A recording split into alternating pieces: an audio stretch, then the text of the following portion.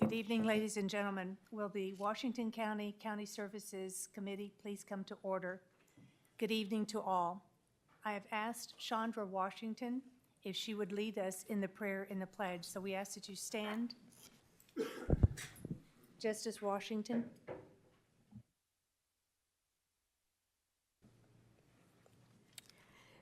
Let's bow our heads for prayer. Heavenly Father, we thank you for our first meeting of 2026. Lord, we just thank you for all of the wonderful things that we accomplished last year. We thank you for all of the growth of the county. Lord, we just thank you for the collaboration. And tonight, we just come lifting up our leaders. We lift up Judge Deacons. We lift up every elected official, every supervisor, and every lead.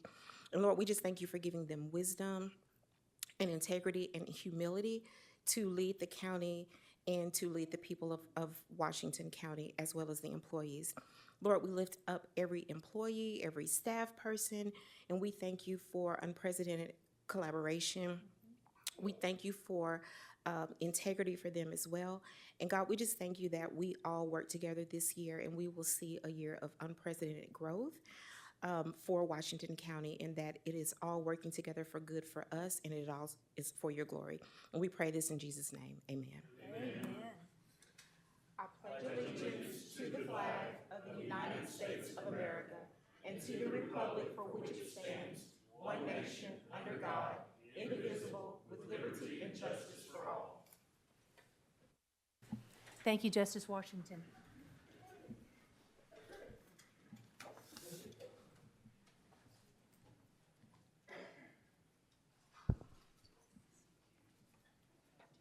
With that said, do I have a motion to adopt tonight's agenda? Do we have any amendments to the agenda? We do. You all received the handout.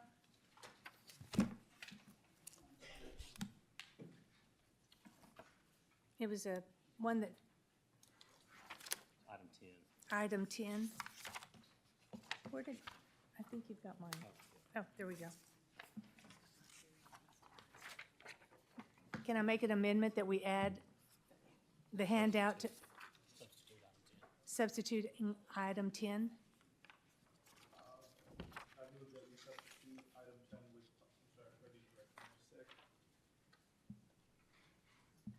with, Thank you, Chair. I move that we substitute item 10 with the corrected handout for that. So I have a motion by Justice Lopez and a second by Justice Robert Dennis. All in favor, say aye. Aye. All opposed? That amendment has been accepted. Now, do I have a motion to accept the agenda as amended? I have a motion by Justice Ricker, second by Justice Dean. All in favor? Aye. All opposed? That motion carries. Next on our agenda is the chairman's report. I've handed out to all of our justices just a mission, vision, and values that I would like our committee to kind of follow for 2026. I've done this in the past as chairman of the Personnel Committee, and this past 2025, I wasn't expected to be chairman of county services, and so I was a bit unprepared, and I didn't set out my goals and agendas of what we wanted and expected from the committee. So now that I've had time to do that, I just want to share with you and the public, it says, our mission as the County Services Committee, we will communicate, collaborate, and speak well of each other, striving to ensure that our actions and efforts contribute to the well-being and satisfaction of our community, fostering a positive environment for all who live and work within our county. Our vision as the County Services Committee our vision is to establish Washington County as the model of excellence in Arkansas, recognized for our outstanding service and leadership. Through continuous improvement and innovation, we aim to set a standard that other counties aspire to achieve. Our values and principles. We are stewards of what has been given to us, and I always want to hear, "Well done, thy good and faithful steward." So we take responsibility for all resources and responsibilities entrusted to us. Stewardship guides our decisions and actions, ensuring that we manage county assets ethically and effectively for the benefit of current and future generations. We will strive to be as transparent as we have always been, and even surpassing that. Washington County has always been recognized as leading all other counties in transparency. We are committed to open communication and act with integrity in all our interactions. Transparency allows citizens and employees to trust in our process and our decisions. Citizen-centric approach. Our focus remains firmly on the needs and interests of citizens of Washington County. By prioritizing citizens' engagement and satisfaction, we ensure that our county services are responsive and relevant to the community we serve. And I'd like to add one more thing. We have many services that we offer the county. We have many departments, thank you, in ours. If there's one of particular interest to any member here, whether it's the animal shelter, roads, buildings and grounds that you want to hear more about, let me know and we'll engage and collaborate in getting them to speak. Also, for the public, if there's any presentations that you all want, other, even nonprofits, we had Into the Light about children and human trafficking. And I brought that forward. I felt that this committee needed to hear how they are working with our Sheriff's Department and with Child Protective Services in our prosecutor's office to help end child human trafficking here in Washington County. So if there's anything of particular interest that you want and are passionate about, let me know. And that way we can get that on the agenda for all our citizens to hear. With that, we're moving on to our next item on the agenda, and that is Director Tinsley with the Juvenile Detention Report. Good evening. How are you? Happy New Year. Happy New Year, Madam Chair, and good evening to the County Service Committee members for 2026. I'd like to share our Juvenile Detention Center monthly report for December 2025. This report covers 30 days of data. In December, we had 25 intakes, and the average length of stay was about 15.71 days. Our average daily population came out to just over 9.33 residents. The most common charge for intakes was criminal mischief, misdemeanor, at 6 cases. Of the 25 intakes from Washington and Madison counties, 16 intakes were from Division 8 and 9 intakes were from Division 3. We also had 11 transports during the month of December. 10 were handled by the Washington County JDC, and 1 was performed by the Washington County Sheriff's Office. That concludes our December report. Are there any questions that I can answer at this time? Do any members have questions? I have Justice Coger. Oh, thank you. Director Tinsley, we talked this morning on the phone, and I just want to, so as I understand it, for the next meeting, you're going to try to bring for us data from 2024 and 2025 together? Yes, ma'am. So, if you can. Yes, ma'am. So collectively, I reached out to the prosecutor's office, the juvenile prosecutor, and to our social work department. So we're going to collaborate and try to get the best data we can to present it. As I stated on the phone today, once we merged our new system, the new Right Track system, from the old one, which was the 2005 version, a lot of the data got scrambled. And so I have to manually do everything every month, which is fine. but I just want to make sure that we can present the most accurate information and be as transparent as possible. Okay, I appreciate that very much if you could do that. And the reason, I just want to say, the reason I brought that up, the thing that caught my attention was the number of days of detention in 2024 compared to 2025. It went from 271 to 581. Yes, And ma'am. that's what jumped out at me and why I thought it would be good to have that information. And I thank Absolutely. you for doing that. Yes, ma'am. Excellent question. Are there any other questions for Director Tinsley? Seeing none, thank you, sir, and have a good evening. Thank you, Madam Chair. You too.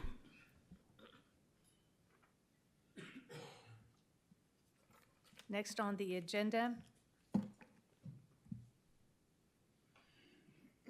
we have the Sheriff's Office, Sheriff Cantrell. Happy New Year. Good to see you, sir. Thank you, Madam Chairman. It's good to be here. Hopefully you've got your report in your packet labeled 5.1. Our calls for service for our enforcement section are up a little bit, and we've seen about a 10% growth year over year, 2025 over 2024 in our patrol calls for service. But we've also seen an uptick in our population of Washington County, so not alarmed about that. Detention intakes are actually down just a little bit from the prior year. We sent fewer people to prison during this report date, but the last part of the month between Christmas and New Year's, we actually took 25 more down to prison, so it helped our ADC numbers a little bit. So they must have got rid of some folks for the holidays.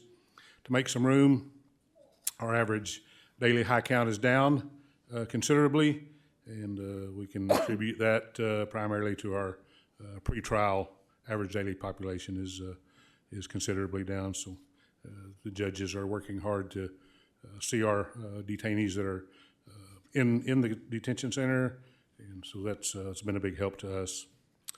I'll be happy to answer any questions anybody might have. I know you've got several things on the agenda, so I'll try to be brief.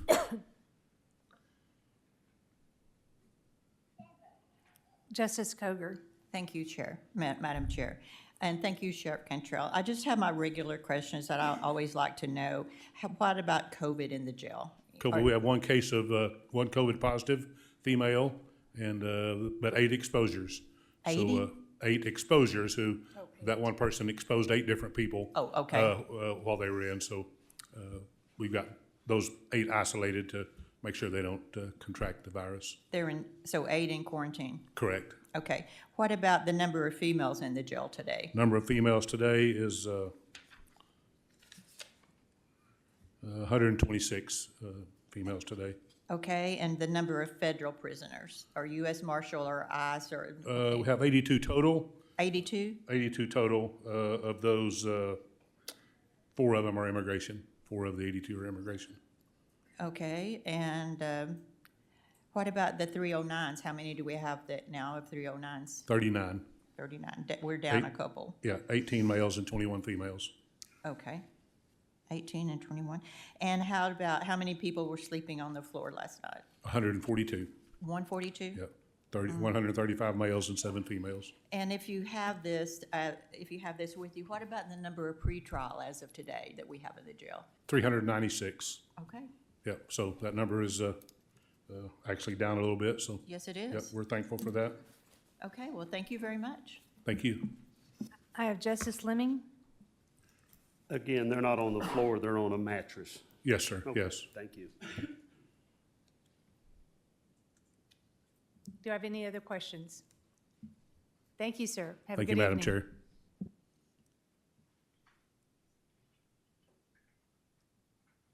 Item number 7 on the agenda is Packing Specialties presentation by Mr. Mark Goodman. And I have our county judge will do some introductions. Thank you so much, Madam Chair. I stand up here with honor tonight with guests here. As you guys know, we talk a lot about our growth in this county, the economic development we're constantly trying to do in this county. What I'd like to say is we have a unique opportunity tonight to not talk about a new business or a new industry entering our county, but talking about an industry and a business that's been part of our county for a long, long time, and that's packaging specialties. They're inextricably part of the Fayetteville history and part of Washington County history. I had the opportunity to go to their ribbon cutting for their expansion a couple weeks ago, and I said there's many of us who appreciate and respect the work that they do for their company, but also many of us remember playing on the Little League team that was Packaging Specialties sponsored, and so they've been a big integral part of our community. The other thing I'd like to highlight with you tonight, Mr. Goodman works for the Fayetteville Chamber of Commerce. And what I want each of one of you, ladies and gentlemen, to know is that the Fayetteville Chamber of Commerce has really done an excellent job about reaching out to the county. I'll have more kudos for them later in our meeting tonight about some of the assistance that they've given us. But what I'd like to say is they've really offered the olive branch to the county. They're good partners here. They want to work together on economic development. So I really appreciate not only the colleague that Mark Goodman is, but also the friendship and the support that he's developed for the county. This is wonderful for Washington County when local government works together, and I think the chamber has done a very good job. Without further ado, I'm going to bring up Mr. Goodman, and he's going to introduce some of the wonderful people here from Packaging Specialties tonight, just to honor them and give them an opportunity to grow. Mr. Goodman?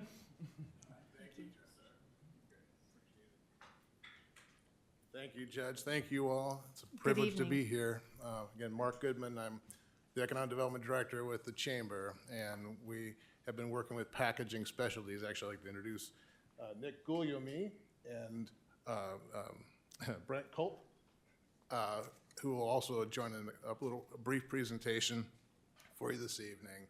We're here tonight as of November 17th. Packaging Specialties announced a major expansion. It's 100 jobs, and we'll talk about that, and a major investment. And with that, of course, comes the opportunity with some state incentives. And we're here this evening to talk about the tax-back incentive, seeking a resolution so we can move forward with that with AEDC. And we'd like to do a brief presentation and talk about a little bit about the company and the expansion, and importantly also is the economic impact that this is going to have on the entire county. And you know, we always run, when we run impact studies, we always look at the labor shed, what they call labor shed, the labor market area of where the employees come from. And it's uniquely strong across all of Washington County with this company in particular. It's kind of neat to see that. Anyway, we'll show that. If I would like to show, do I lift my laptop here to, or do I just? Oh, okay. All right. Well, actually, to start out, I'd like to actually ask Nick to come up and talk a little bit about the company, first of all, and how we got here, and I'll follow up with some economic impact figures. Thank you, everybody, for having us. Just want to talk a little bit about Packaging Specialties in case nobody's familiar with us. This is our 52nd year in Washington County. We started out in Washington County. We've expanded outside into Gainesville, Georgia. We also have a plant in Burley, Idaho. Now, the facilities we have here in Washington County is going to be our printing facility, and we also have a machinery facility. We're very lucky in the last several years. Our machinery is considered the #1 machinery in the company for food manufacturing. And it is 100% U.S. made out of other companies that we use right here in Washington County. Are made to, they supply us frames, they supply us the computers that go into it and everything. We're very proud. American flag is engraved into our machines because it is all U.S. made. The company itself, and let's speak primarily for Washington County, half our employees are in Fayetteville, Washington County. We have a total of about 480 employees across the U.S. 240 of those employees are here in either our printing facilities or PacMac, which is the name of our machinery. Our expansion is we are kind of maxed out on what we can do. Now, as far as what we do, and we talked to Mr. Ennis earlier, we do food packaging. So if you pick up a package of chicken in a tray, you got about a 92% chance that it was produced here in Fayetteville or in one of the other Packaging Specialties facilities. That's how we started in 1974 and been part of the community ever since. When our decision came to where do we expand, we chose to stay right here where our corporate office is, where all our ties are. And I think Mark will go over and give you an idea of how many people we employ just out of the Washington County area. So what we do, packaging specialties, what we do is we actually print film. So when you look at Harps or Tyson or any of those products, we put the colors down on that film. We don't make the film. We don't package the film. We sell the film to the processors. In many processors across the country, we're 100% supplier to the Purdue's, some of the other ones, the Foster's out of California, and a large supplier to Tyson on not only the tray pack, but also the bagging equipment that you might put frozen vegetables, frozen chicken in, which our machines then use our film and pack the product that way. So we're excited about the expansion. Over the next 5 years, we expect to spend about $24 million additional on just the facility and our machinery. Our machinery is very expensive. Printing equipment, 10-color printing equipment, very expensive. We've already got one on order and ready to go.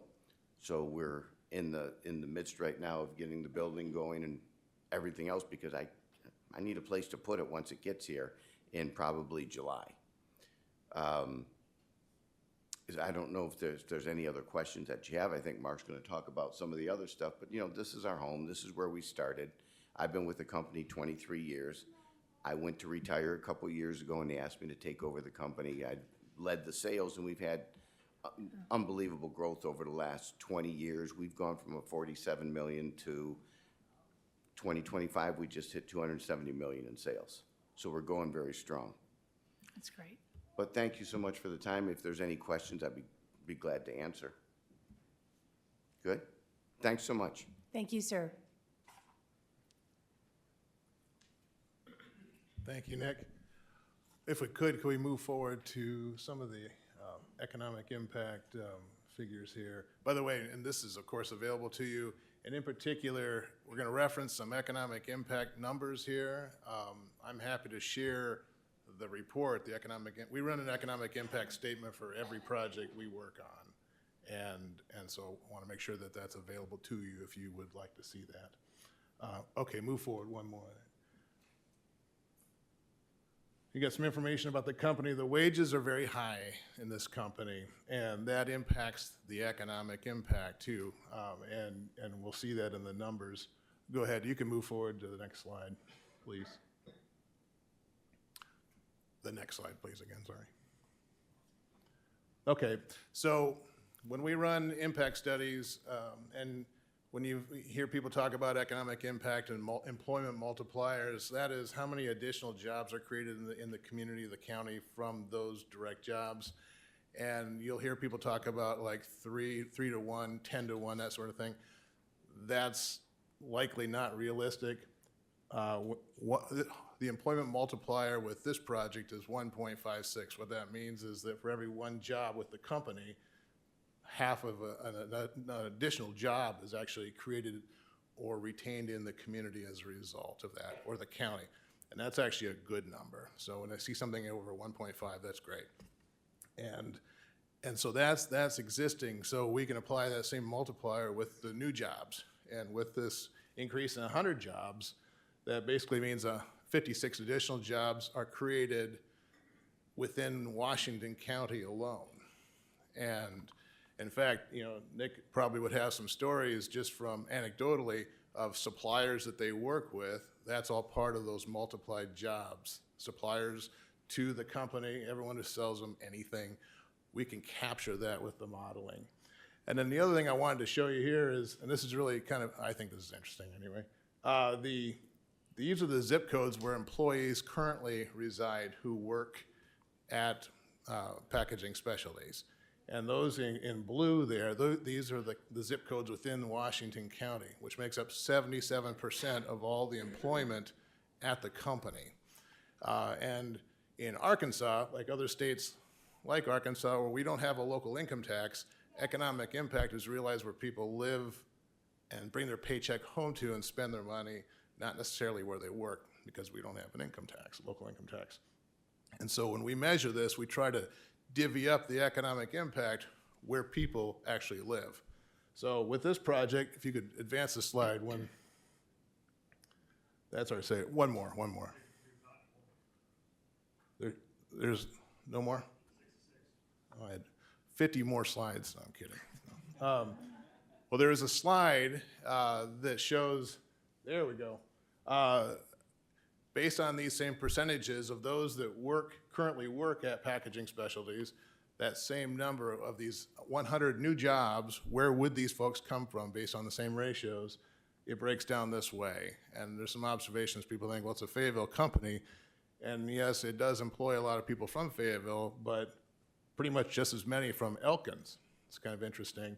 And you can kind of see the breakdown, which is what we would anticipate with this expansion.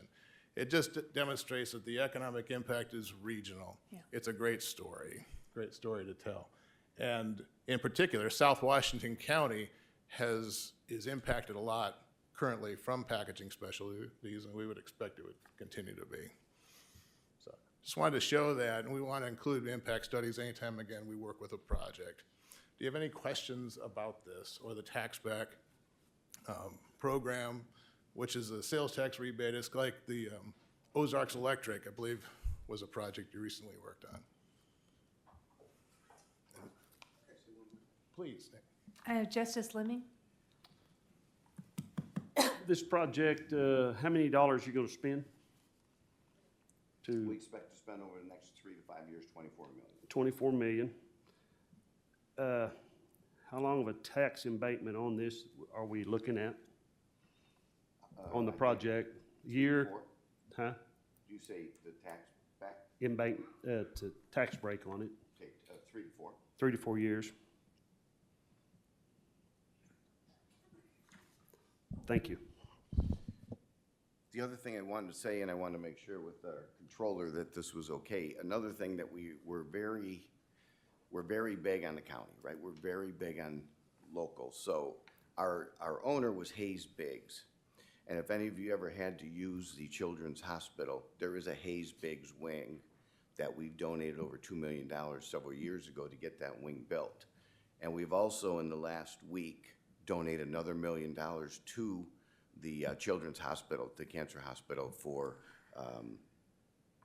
it's something our owner really believes in. Our owner is Karen Biggs, his widow, and she's the primary owner. We are a woman-owned minority business, and she's very big on this county. She lives out right by the Springdale golf course, but very big on a lot of donations locally, and that I just want to make sure I could announce that we did donate another $1 million last week to the Children's Hospital. So And thank Karen you. Biggs' heart is as big as the donations that have been made. I have Justice Massengale. Yes. Yeah, I really appreciate everything you guys are doing. But could you kind of explain this tax? This is different than what Ozarks was asking for, right? I think it's the same package. It's a much smaller project, I believe, than Ozarks. I'm not as familiar with Ozarks, but that would be a much larger project than this. But it's a sales and use tax refund up to so much there of future, that's refunded back to the company over the period of the purchase of the equipment and materials for building. So that the refund is from the taxes that would go to the county or the state, or what? I think it's a refund of the taxes that would have otherwise gone to the county, the city, and the state over that period of time. Okay, and what percentage of the tax is that, or is it? I think it varies because not everything here is like new, and so some of it it's not, they're not all new purchases, so I think it's a hard one to answer. Okay, Because it kind of depends on what they end up purchasing. yeah. Okay. Yeah, I voted against the Ozark. I want the taxes to be low for all the businesses in Washington County. So I'm not in favor of giving out, special tax breaks to different businesses when I feel like all the businesses in Washington County deserve a tax break. When we give a tax break to one company, then we've got to take it away, or we got to raise taxes if we don't have enough money to meet our commitments. So Really appreciate what you're doing. I love your business. I want you to stay here. I want you to expand, but, I want to treat all businesses in Washington County fairly. So, thank you. Do I have any other questions? Oh. One moment, please.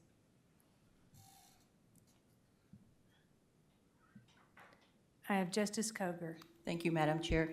So I just want to understand a little bit more.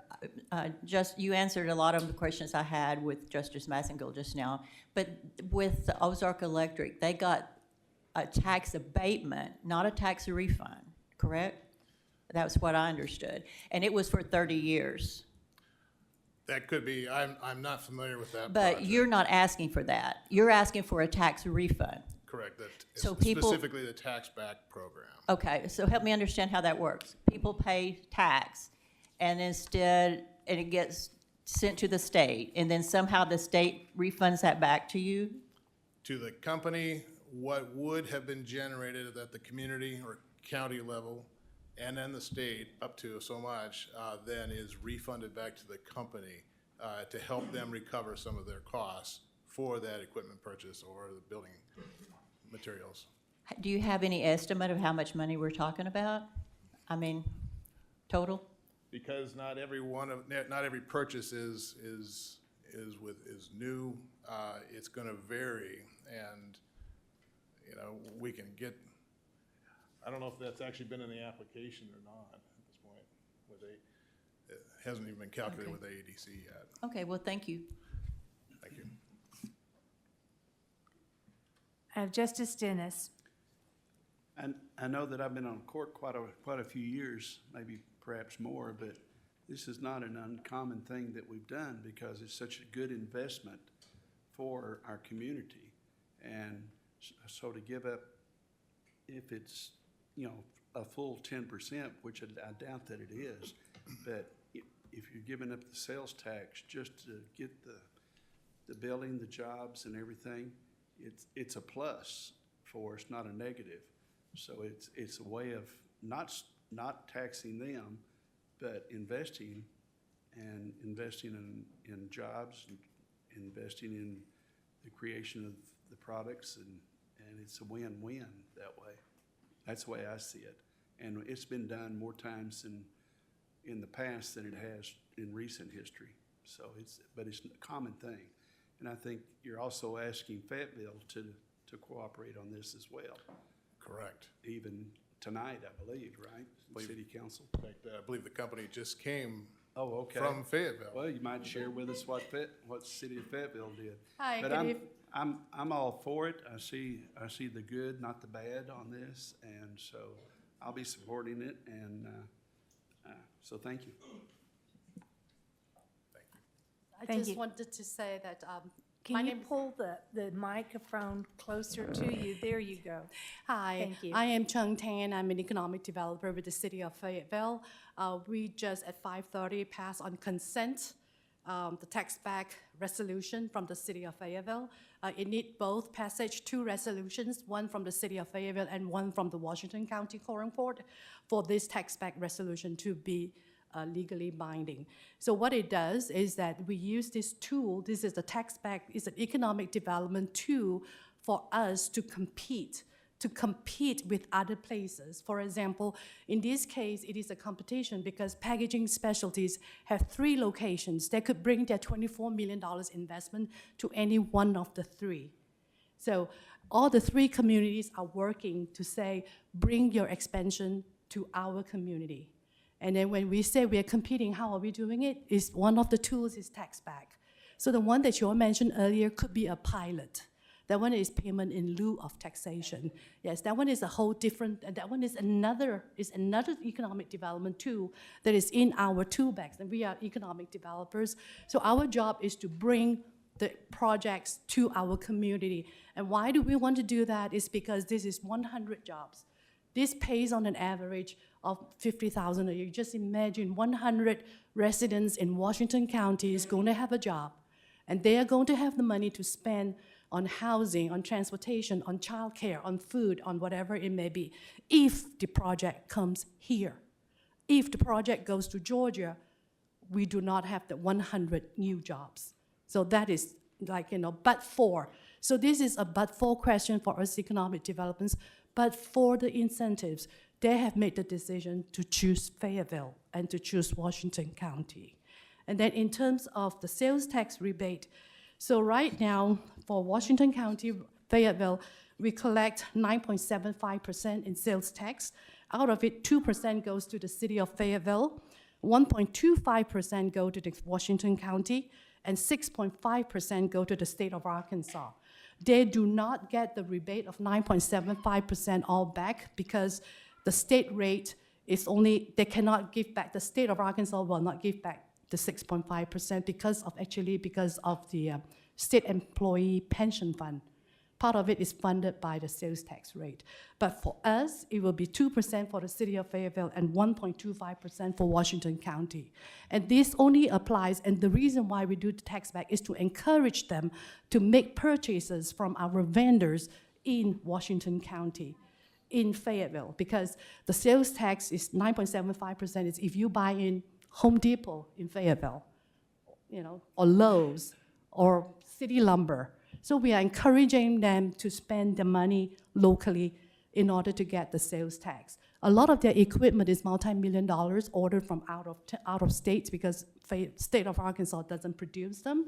And then state of Arkansas already have machinery tax exemption with a new law that just passed recently. So for that $1 million, it's kind of like you're not running your numbers at $24 million multiplied by 1.25%, and this is how much I am losing. That is not the case. More importantly, you are looking at the job creation, at the economic impact on city of Fayetteville and Washington County. I have County Attorney Brian Lester. And I might can clear up some answers or some questions that some of you had, and I appreciate Ms. Chung, right? Yes, ma'am, who we've met before. They're looking at investing $24 million in a project. This tax back is only on the machinery, the equipment to build their infrastructure, to build what they're doing. It has nothing to do with what they sell. And she's right, in Washington County, our sales and use tax is 1.25%. So even if, hypothetically, if they spend all $24 million in Washington County, the county would only be losing $300,000. But we know that all that money for that will not come directly, or all those products, what they buy won't come directly here. And so there are a lot of things that they won't be, of that 24 million that won't. So that number's gonna be lower. And so when we talk about, treating businesses fairly and treating everyone fairly, this is available to anybody. Now, what the difference is in our county, because we're considered a Tier 1 county, and there's a 4-tier system, Tier 1 being the most prosperous counties, Tier 4 being the least prosperous counties. We're a Tier 1 county. They have to make a promise and sign an agreement to invest over $500,000 economically into the area where they are on any of these projects. And so as you can see, their promise to invest outweighs what it is that we may lose in sales and use. And as all of you know, our sales and use taxes are very small. Our county money, the money we get, the schools get, the majority of what we get comes from property taxes. And so this is a small gesture, like Ms. Cheng said, to incentivize people to build these projects and they've got to bring in so many employees. They've got to guarantee so many employees within a certain number of time, which moves people here, gets people here. People buy houses, people buy land, and so it actually is a huge benefit. So it's not really picking one business over another because it's available, but some businesses aren't large enough to guarantee the number of employees that are required in order to meet the qualifications for this. And so if you have a small company and it's a 1 or 2 person, well, it's not available to you because that's all set by the state. So just to answer some questions, that's kind of, I wanted you all to understand that it's only on the investment in what they're going to spend in expanding their facility or building their facility. And then as you can see, it's a relatively small number. Thank you, Councilor Lester. I have Justice Lopez.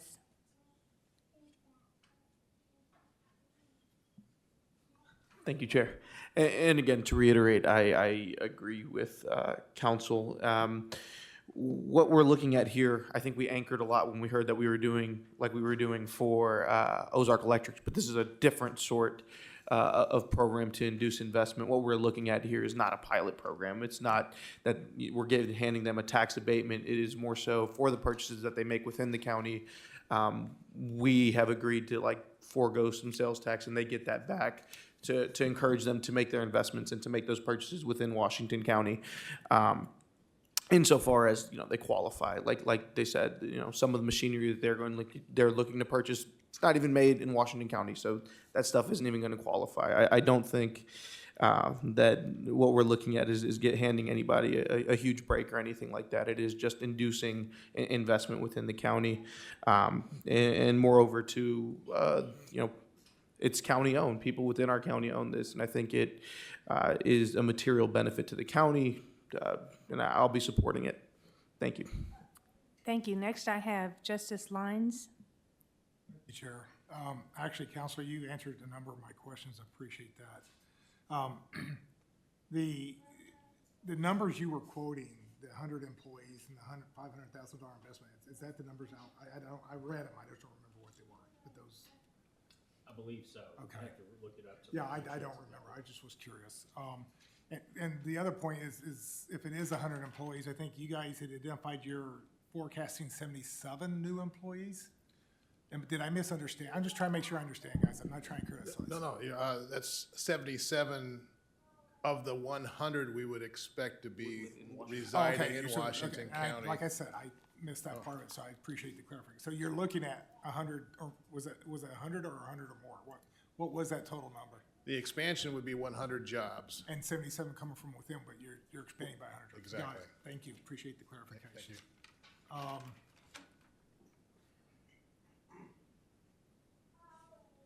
And then when we talk about the sales taxes, is really it's invested what's here, because that's the only way we get sales taxes. If we're buying it in Washington County, we would get the sales tax. Yep. So it'd have to be purchased here. So again, they're purchasing it from the Washington County area.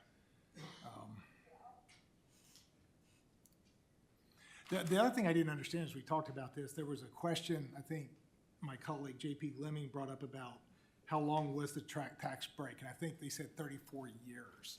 So it's possible to get this sales tax break for 34 years, but in reality, their plan is to invest that over to 3 to 5 years. So that's really where they're going to be buying that equipment. They're going to be buying that new stuff. And that sales tax refund would apply for. Am I understanding that correctly?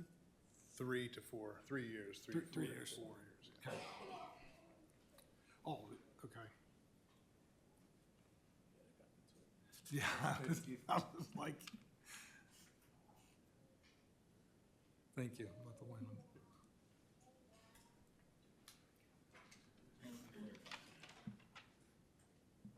I think that's most of what I had now. Thank you.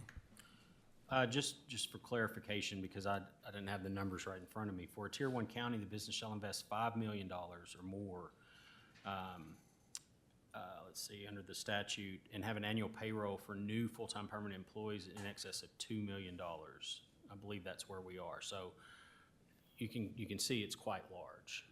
And they sign an agreement with the Arkansas Economic Development Commission that guarantees this, and if they don't hit that, then they could have to pay those taxes back. Thank you, Counselor. I have Justice Pond. Yes, I understand this very well. We've done this several times. What we're doing here is we're giving you incentive, your company, to expand here in this area, creating 100 jobs. 77 of those will be right here in this area. And you're gonna be growing our revenue stream.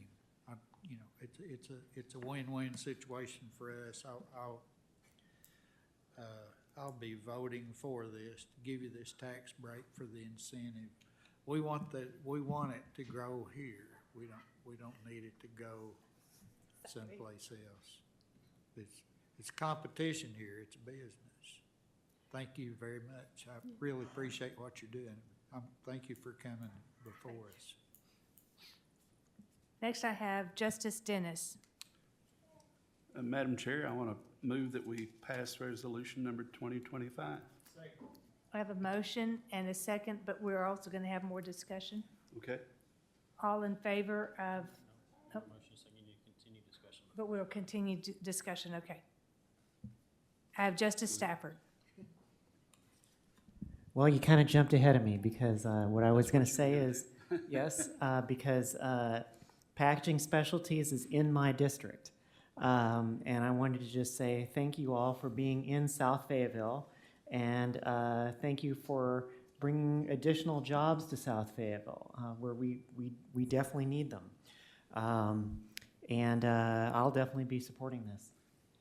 Madam Chair, Yes. I would like to withdraw my motion and allow my real Stafford to make her motion.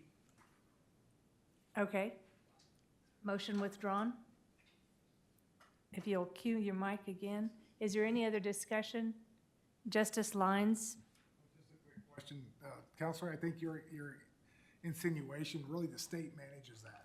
The county doesn't manage that. It all goes up to the state. They manage it, they monitor, they track it to make sure all the criteria is met, and they go from that point of view. Is that a correct understanding? Yeah, the Department of Financial Administration actually does all of this, and they pay their taxes in like they normally would. And I misspoke. I was looking at the wrong section. That was for much larger projects. It is 500,000, the investment here locally.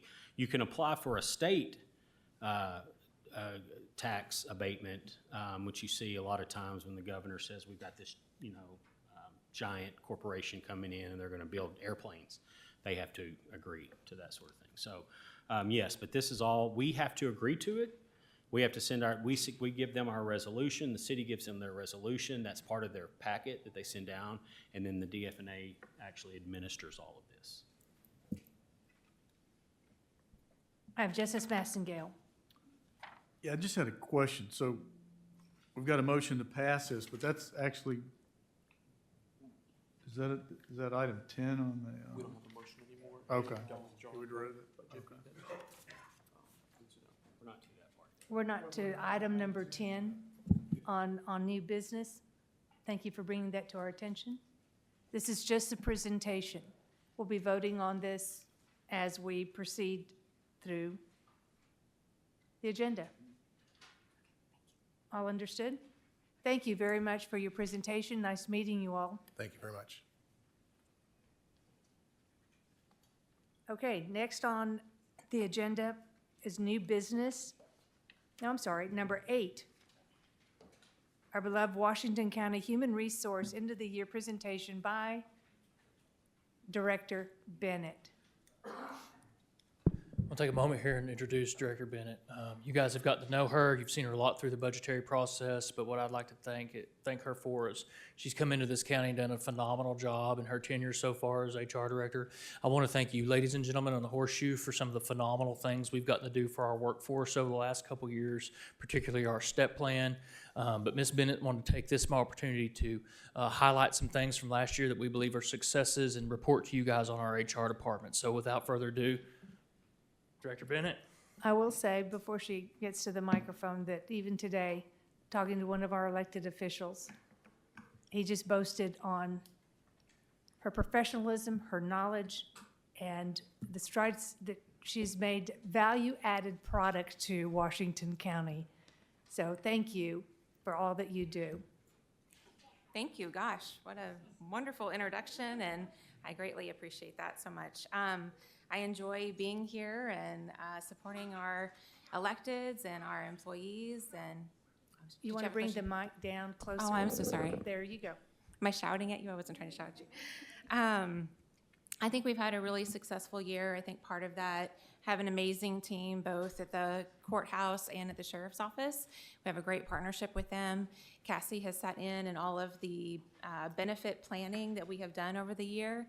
And I'm just going to kind of recap some of the benefits that we've added.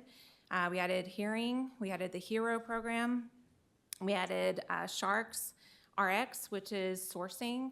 So just to give you some context of some examples, some of our employees are spending $200 a month on some of these prescriptions and potentially could go down to $11.77. That's real money back to our employees. That's a huge added benefit. We also added premium vision and, of course, the Arkansas Diamond Plan. We also added an HSA contribution for the first time. We set a goal to have 24 people included in the HSA program, and we exceeded that. We actually have 53. So that's a huge win for our employees, and we're really, really excited about it. I mentioned before that we greatly reduced the application process online. It was a tedious 20 to 30 minutes to fill out an application for a job, and now it's down to less than a minute. We continue to see an increase in how many people are applying for the jobs. I think part of that is the STEP plan that you all implemented before I got here. I'm a big fan of the STEP plan. I love the fairness. I love the consistency. And then I think the other aspect of getting an increase of applicants is the fact that they don't have to spend 20 or 30 minutes to apply for a job. So that's been pretty exciting. When I came in, one of the first things we started looking at is, of course, this process. I wanted to understand what processes we have, what contracts we're using. And so we did a complete review of our contracts, and we actually reduced our spend by $11,000 just this year. We made some process changes in terms of digital onboarding and some other things that were very manual, and saved the county approximately $12,000 with changing those processes. I am very frugal. I think that's partly because of the company I came from. So we only spent about 74% of our budget, which means that we got to return $175,000 back to general fund. So I'm really proud of that because that was a lot of work on my team, really looking hard at some of our manual processes, some of our long-standing contracts that really do we need them and can we operate differently? So I'm really proud of what we've accomplished this year. One of those being we combined, instead of having an I-9 compliance company and a background company, the background company that we used actually has I-9 compliance in there. So as of September, we had already saved $5,456 by switching over and letting them do the entire process. So we reduced our travel spend by 100%. Everything I can either train my employees or we can do it online. And so we actually have kind of reinvested that. We're looking to get laptops. I'm very excited to have a laptop again. So that is our plan for next year. We instituted an employee recognition program. That is probably one of my favorite things that we have done. I'll talk a little bit more about that at the end. The digital onboarding process, I want to give a shout out to Myra Collins. She kind of took that process on, and I said, this is the vision, this is what I think we can do, and she took it and ran with it, and she did an amazing job. And so now, not only do we have digital onboarding, which is faster, and people don't have to come and sit with HR for 4 hours and watch videos from 1980. I'm not kidding, they were from 1980. But now it's all digital. They come in and they get to be with their team right out the gate. So it's really exciting to see how much we've impacted in just a year. Our focus for 2026, as you all know, I think I mentioned it in my last update, we did some feedback listening sessions, which I think were very valuable for our employees. We learned a lot about what is top of mind for them, because if it's top of mind for them, I want it to be top of mind for my team and I. So I think those are very valuable. We're going to do more of those this year. We are focused on training and development. I think that there's really a need for some manager one-on-one training and resources. As we identify talent that is ready to take on a team and leadership, we want to make sure that they have the training and resources to be able to jump in day one. And so we're looking at some digital resources to do that, and also some in-person training sessions, which I love to facilitate, and so that should be pretty fun. We are working on market data. I am teaching my team how to pull this data ourselves. If you go out and buy this data, you're looking $20,000, $30,000 easy. Our best examples of comparative data is actually other public service roles. If you go and get the market data, the problem is that if you compare a director HR role to a director HR role at Walmart, your numbers are going to be skewed. The role is very, very different. And a lot of our top companies that have decided to bring people back to Northwest Arkansas, when they didn't impact base pay. What that means is that the market data is skewed. So to get a real comparison, we are doing public service. All of that information is out there and it's free. And so it's just a matter of going and collecting it. So teaching my team how to do that, more to come on that. We are going to be very transparent about everything we collect. I think it's important for the employees to know what data we collect, so that will be out on the website as we're collecting it, and I'm really excited about that. We are moving forward with UKG. I am very excited about the progress that we have made there. That is going to be a great resource for our employees. We hope to start rolling that out in April more broadly. We're still in testing phases right now, but we're making great progress. So that's been really exciting. Shout out to Robert Voss for all of his help this year, by the way. He has been instrumental in some of our processes that were manual that we have moved to digital. So I just want to give him a shout out. So Robert Voss in our IT department, correct? Yes, yeah, sorry, yeah. I talk about him like everybody knows who he is. But probably my favorite thing that we've done this year is some very employee-centric things. We did a blessings tree, kind of like an angel tree. So we had multiple families that were blessed by that.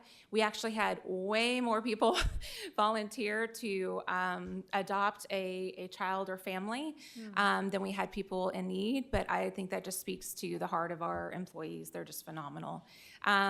We also, of course, did the very first, but hopefully annual Washington County Awards. We had 9 awards, and people were able to nominate their peers for these awards and then vote. And we had over 435 votes across the county, which I think is just phenomenal. All of our employees that won awards are up there, but I just want to give a shout out to all the electeds who participated and all the employees who nominated others. It's just really been a great year. So I think we've done a lot of things. We passed the handbook. There was a lot of good things that came out of the handbook. Thank you for your support on that. We've gotten a lot of really good feedback on it. So that's been pretty fantastic. So kind of a quick recap, but I just wanted to at least touch base with you all. I'd like to do this frequently now that Trent is done with his surgery and he is cleared to run and life is looking a little bit more normal, but I think it's just really important that you all kind of know what we're focused on, what we're doing to support the Washington County employees. And of course, anytime you have any questions, please reach out. My door is always open. Look forward to it. So that's all I have. That is fantastic. I have a question from Justice Lemming. How many employees do we currently have as of today? Good question. I want to say close to 700. Okay, I knew that number had changed a little bit. Yeah. That's pretty good. That's pretty good. 400 and something participated in it. Yeah. Thank you. Thank you.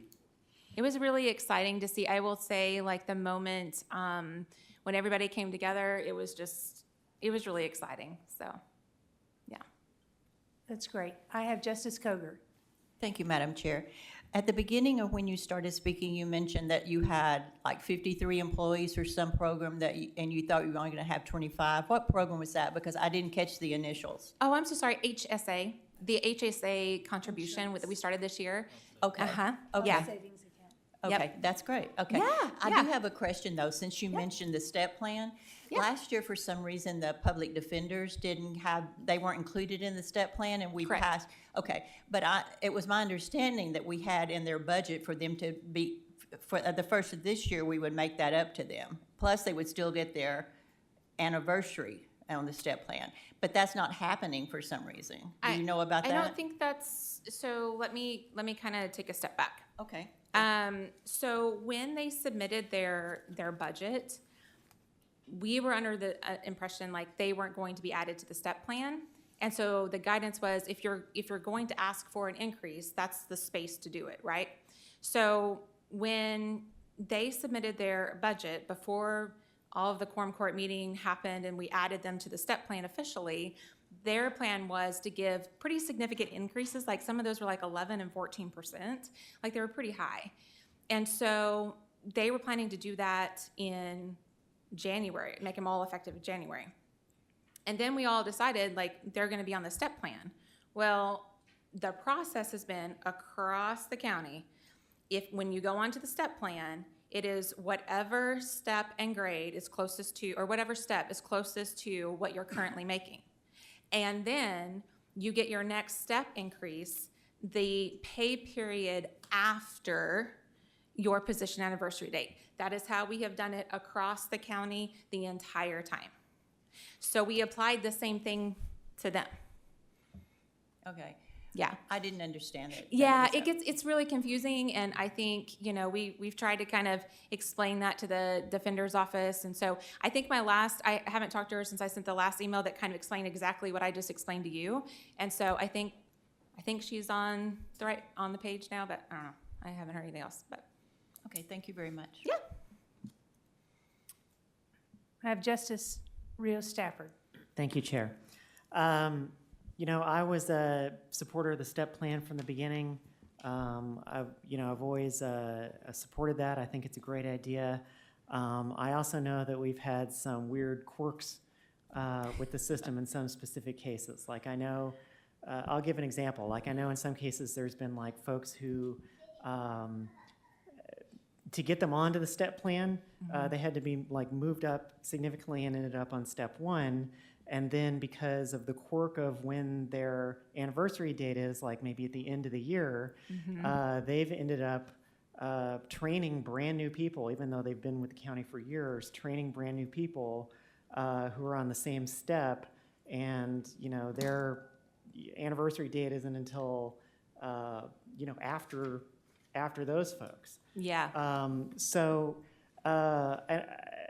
And I know that it sounds like there's some a project ongoing to kind of address those quirks in the system and find those are exactly. So can you kind of address that or give an update? Yeah, I think one of the examples that came to mind that you might be speaking to, if they went on getting them onto the step plan, if it was more than a 5% increase, then they would not get an increase again in 2025.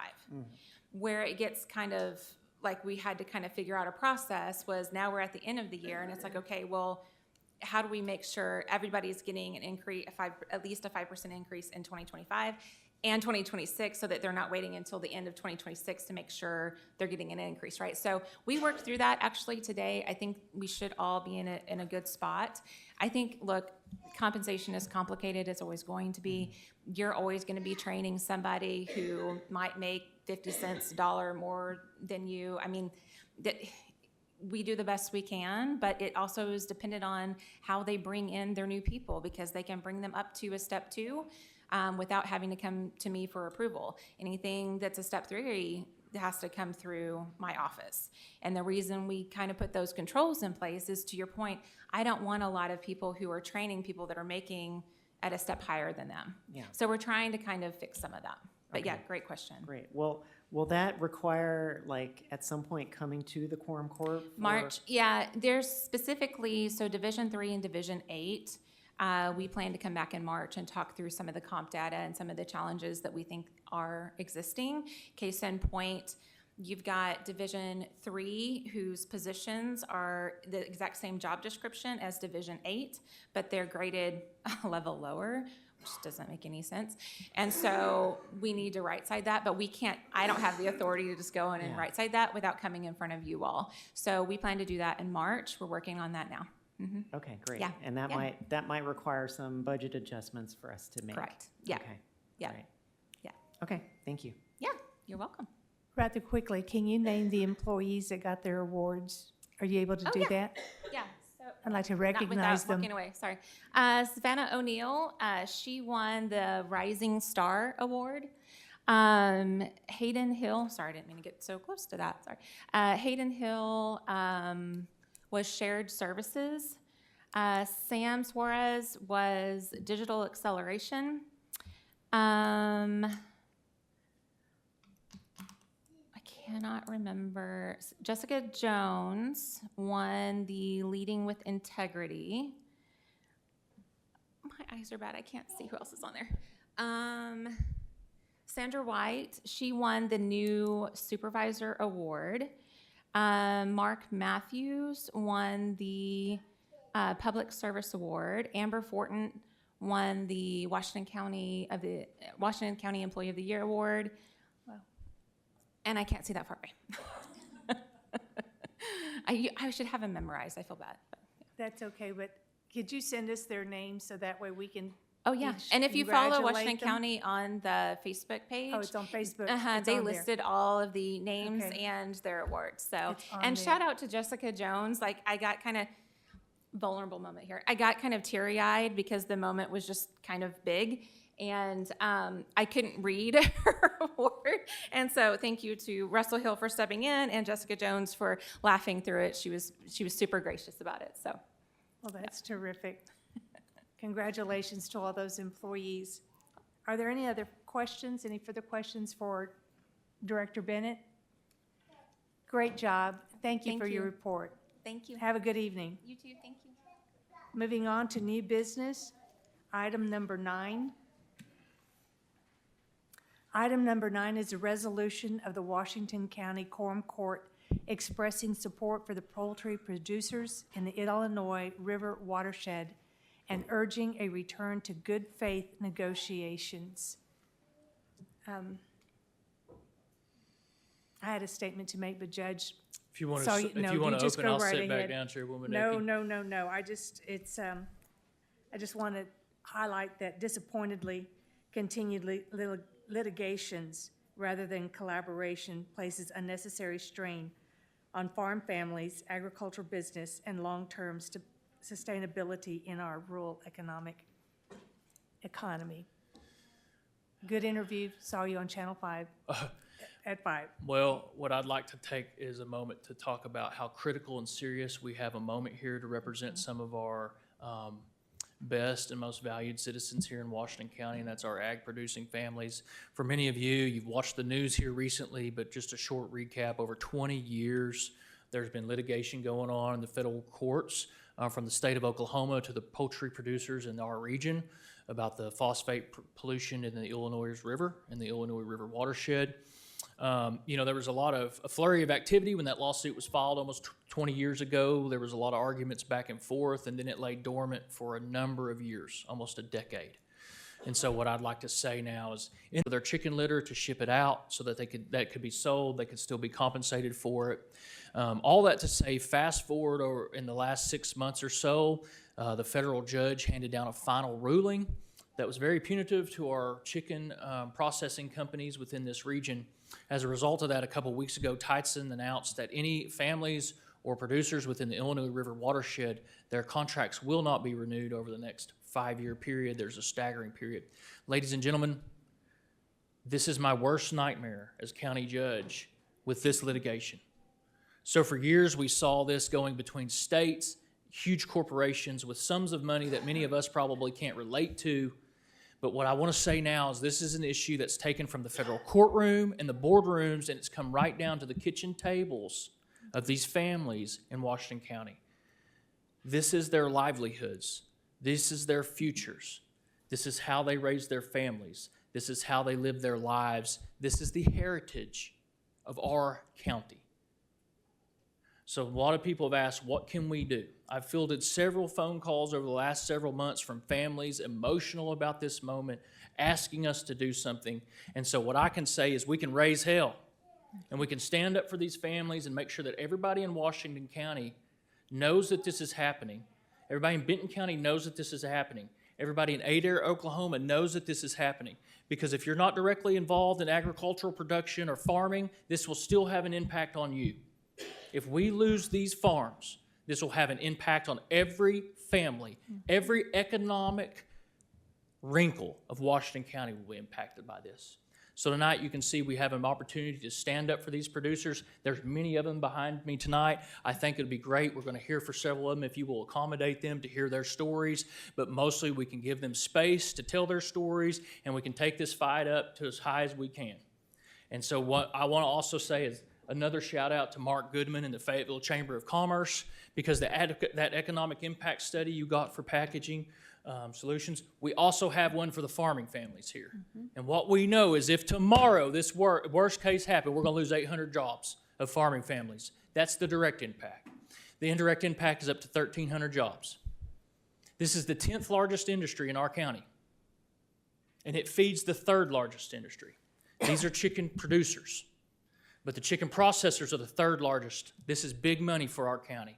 And what I want people to say is, as county judge, I'm not worried about the tax dollars we could lose from these families if they go out. But your tax dollars that these families pay, over $7 million of those goes directly to Washington County. What is that supporting? Schools, roads, law enforcement, central EMS, those types of things. These people are contributing to our economy every day. And we owe it to at least stand up and say, I do not want this future for Washington County. I want our heritage preserved. I want our farming families protected. And I want the kitchen tables to continue to raise children underneath the principles that they want to, without big, uncontrollable factors coming to bear upon them and their businesses. With that, Mr. Chairman Ecke, I will turn the floor back over to you.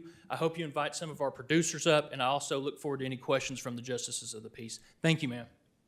Thank you, sir. At this time, I'd like to invite anybody that would like to, from the farm families, to speak, just to go ahead and come to the podium. We really want to encourage you, but at this time, Justice Lemon, did you? I've got a deal I was going to read some off of too, but I'll just state this. I talked to Russell Hill, just the poultry houses alone is $69 million worth in Washington County. In Adair County, there's $52 million worth just in Adair County, just over the state line. This is a horrible deal if this deal all goes through and happens. But we'll let the public talk, and then I'll talk a little bit more. And I want to thank everybody here from all these, mostly in my district, and I know every one of them, known them for years, and I appreciate them coming out and fighting. Kind of like Patrick said, we got to dig in and fight hard because we got to stop this. I agree. We have just Justice Lyons, rather quickly. The economic growth and prosperity that we in Northwest Arkansas experience here today has been on the shoulders of the poultry producers for the last 40 years. Amen. They were the bedrock to the economic growth and prosperity of this county. And if we don't stand up, because we're standing on their shoulders, and if they fall, we all fall. I have Justice Lyons. Thank you, Madam Chair. I want to go ahead and put the motion on the table. I move we pass item 9.1 onto the full quorum court to do pass recommendation. We'll have that after discussion, if that's okay. Can we? Okay. Do you want to speak, Justice Pond? I have a motion on the floor. Yes, Madam Chair, and I second, and we're doing this for the sake of discussion. Having Okay. a motion and a second. But also, I am too, but I wanted to add something. Okay, we have a motion to pass this resolution onto the full quorum court for approval, and a second by Justice Pond, by Justice Lyons, second by Justice Pond. And now we're going to have discussion and open to public discussion. One other thing. Yes, sir. Justice Lemming quoted some item of revenue that poultry houses bring to Washington County. But you, God forbid, those houses, when they're empty, they're worth, that you'll get maybe 20% in revenue from one of those houses in property tax. tax. I'm sorry. The property tax, so you might get 20%. It's, I hate to think about you having to pay that. But thank you. Do I have the floor now? Yes, if you would please state your name Jerry Moyer. and your address, please, and who your JP is. My JP's Willie Lemming, 18379 Rock Springs Road would be one of my addresses. I own 2 poultry farms in Lincoln, one at that address and another one on Weddington Blacktop. I would also like to say it was an honor for my family to be Farm Family of the Year in Washington County in 2018. So that should give me some credibility to what I'm fixing to say. In 2028, I will no longer get the opportunity to produce chickens in my poultry houses. My poultry contracts will end. I will still have some debt to be paid, to be serviced. The sad part is I cannot pass my poultry farm onto my grandchildren or my children. We have, my daughter is a ag teacher at Lincoln. She was an ag teacher in Kansas, and in 2023, we had the opportunity to buy another farm, and her family could move back close to me and my wife. So if any of you had grandchildren, you know that you want your grandchildren close. That was our goal. We purchased the farm so that her husband could stay on the farm and help us, and he is no longer going to get that opportunity. I also service broilers for Tyson, and I've had the displeasure, a lot of these people in this room are my growers. I've had the displeasure of telling them that their contracts are going to end, and they've had to tell me how much debt they're still going to have, and that's been a heavy burden. It's a heavy burden for me to have to carry. It's a heavy burden for their families to have to carry, and it's all stemmed from a lawsuit that we should have stood up a long time ago and stopped, because it is going to affect our livelihood. There's some Simmons growers in the room. They're not getting cut off yet, but their ability to spread their poultry litter has been taken away from them. That is a asset that they have that they no longer get because of the decision of a judge. So This was a federal judge in Oklahoma. that is correct, ma'am. Without any warning, he just, There has been some warning, but me, through Farm Bureau, me and another family from Benton County filed a brief to the judge, and his comment to the Farm Bureau lawyers was that it was not about the farmers, it's about the large integrators. I can tell you today, it's 100% about the farmers. Just look at these people in this room. will you let us know who you are, please? I mean, it is affecting them.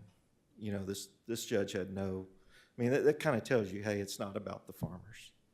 It's not about us. It's about the integrators. It's about Tyson that makes lots of money, and George's and Simmons. Those people are going to be fine. People in this room will not be fine. So thank you. And I hope that some of them will come up and share their stories with you. I do as well. Just as, if somebody else would like to come to the mic, we really would like to hear your story and let your voices be heard. I just want to let you all know I share this emotion with you. My husband and I had a small food service company, and we had a contract with Cargill for 23 years. And one person's decision caused a domino effect for this plant that is the most prosperous turkey plant in the country to close down. It had been in operation since 1968. Without any warning and no fault of our own, we lose our company, we lose our contract. And frankly, it's hard. My husband's 69, I'll be 65 in a few months, to start all over from ground zero. But I saw the effect of all the growers. Now, Arvest Bank was fantastic in trying to renegotiate their loans with Simmons and George's and Tyson so they wouldn't be stuck holding the bag for however $2.5 million for upgrading their turkey houses. And the Springdale Chamber of Commerce as well. But I saw the look on their faces of people that I've known for 23 years. It hit everybody unexpectedly. Husbands and wives working for the same company. What do? We just had a baby. What do? Our son and daughter are in college. We just bought a truck. What do? We're not going to be able to pay the mortgage. And if there's anything we can do, like Judge Deacon says, we need to do at court. I don't care what the Oklahoma Attorney General has to say. I want our government to stand up for our people here. And so if anybody else would like to say anything, now's the time.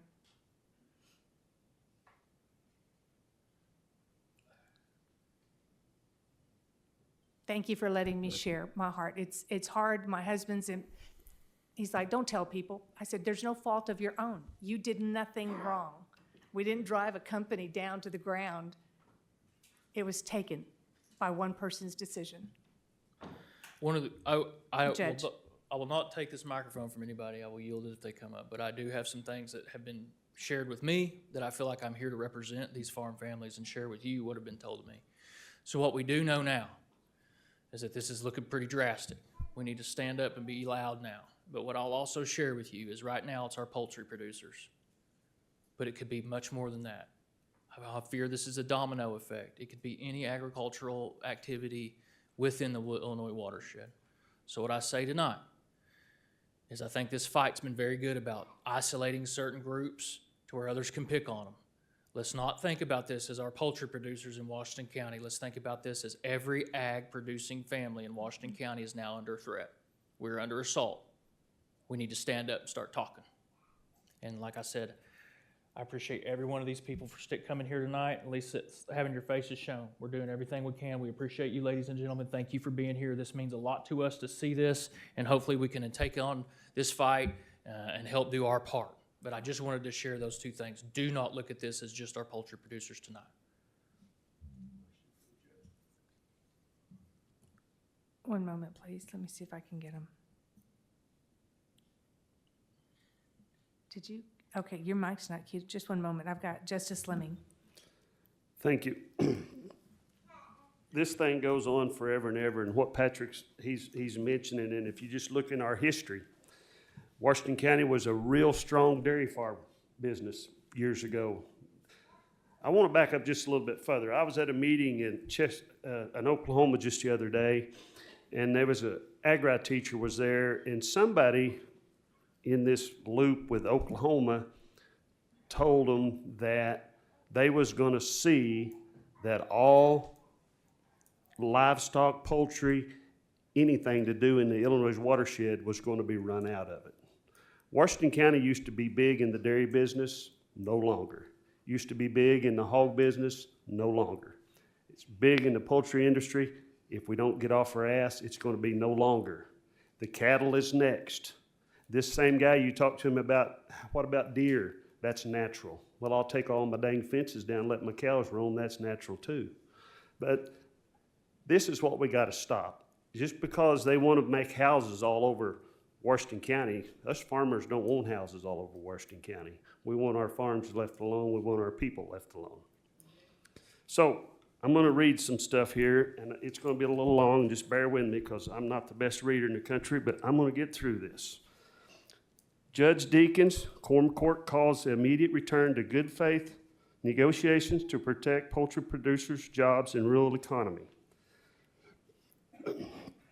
Patrick Deakins, the Washington County Quorum Court will look as a resolution expressing strong support for poultry farmers in the Illinois watershed and call for an immediate return to good faith, science-based negotiations to resolve dedicated long in litigation impact farmers, jobs, and rural communities. Washington County is one of the largest poultry producing counties in Arkansas, and agriculture remains a critical pillar for the local economy. The county contains a significant portion of the Arkansas site Illinois River watershed, estimated approximately 45 to 60% placement local poultry producers and communities and the center of nearly 40 years of ongoing litigation disputes related to nutrient management and environmental concerns. If we all think kind of negative impact to affect the poultry industry today without any pushback, who is next on the list? All agricultural producers in Washington County is at risk for we allowing this action to continue. The economic impact cannot be understated. Agriculture directly employs over 800 workers in Washington County, with more than 1,300 jobs experience some levels of economy impact for the industry. Agriculture ranks as the 10th largest source of revenue in the county, and chicken processing alone stands as the 3rd largest revenue generated sector, underscoring the far-reaching consequences of prolonging uncertainty. In addition to employment impact, agricultural generates approximately $13.8 million in annual tax revenues, with nearly $7 million flowing directly to cities, counties, governments to support public services, infrastructures, and public safety. Washington County poultry producers have done their work, made the investment, and honored their responsibilities as stewards of the land. Washington County Judge Patrick Deacon, we cannot afford to another decade of courtroom battles that puts jobs, families, and local governments' revenues at risk. The science shows real progress. It's time for cool heads to prevail and for all parties to return to the table in good faith. We cannot let boardroom addicts destroy the kitchen tables for our hard work rural families. The resolution recognizes and commends poultry farmers for extension conservation efforts, including nutrient management plans and modern best management practices designed to protect water quality. Arkansas meets the required 40% total phosphorus load reduction in 2005 and has sustained 75 to 80% reduction over the past decade. Additionally, Arkansas municipalities, poultry growers, cattle ranchers, and poultry companies have collectively invested more than $750 million in wastewater treatment upgrades, poultry producers improving the efforts to haul excessive litter out of the watershed. These investments have produced significant declines in phosphorus concentration in the Illinois River, with levels approaching targets recommended by scientific experts. Our farmers and producers shall not be punished for progress. Washington County is ready to support solutions that protect water quality while also protecting jobs, public revenue, and one of the most important economy engines we have. The time for negotiation is now. The resolution formally urges the Oklahoma Attorney General and all involved parties to return to negotiate and pursue cooperative, science-based solutions that balance environment protection with the continued visibility of agriculture in Washington County throughout the region. And I think we need to pass this on to the full quorum court for a due pass. Thank you. We already have a motion and a second on the floor to do such thing. Is there any other discussion? Seeing none, all in favor say aye. Aye. All opposed? This resolution will be passed on to the full quorum court with the due pass recommendation. Madam Chair, did we have Yes. public comment? Did we have? Before we vote. Do you want? We did, you invited the public up. I invited the. Okay, I just want to make that clear. Thank you. The objection was whether or not we had public comment, and we did. That's okay. Moving on, so thank you very much. We will pass this on to the full quorum court where I'm sure it will be passed unanimously. Drive safely home for those that are leaving. Next on the agenda, we have a resolution certifying local government endorsement of Packaging Specialties Incorporated to participate in the tax back program as authorized by ACA 15-4-2706 of the Consolidated Incentive Act of 2003. Do I have a motion? Wait a minute. That privilege was going to go to Justice Stafford. Justice Stafford? Thank you, Chair. I proudly move this item on to the full quorum court with a due pass recommendation. I have a first and second by. By Justice Robert Dennis. Any other discussion? I have Justice Massengale. Yeah, I just wanted a little more explanation about this program. So this is a sales tax abatement from the, It's what the presentation was. right. Yeah, I'm still trying to understand is that on the money spent to upgrade? Is that what this? One moment, please. Yeah, it's a refund on purchases of building material, machinery, and equipment for new or expanding facilities. So the tax back is on their expansion, the actual physical expansion of the project. Okay. All right, thank you. I have Justice Lemming. Well, I just will say, the way I look at it, it's like, if I want to make my business better, I spend a little money. And the county's spending a very little bit of money to get a lot in return on this deal. So it's like Brian explained it, that type tax ain't going to hurt the schools and stuff like that. This poultry tax is all coming out of it will be coming out of the millage. And so that's what's going to kill your schools and all that. But if you do it the other way, that's minute kind of what we're going to invest in and get back. Thank you. Okay, I have a motion on the floor to pass to the full quorum court with a due pass recommendation and multiple seconds by Justice Dennis. Do I have any public comment?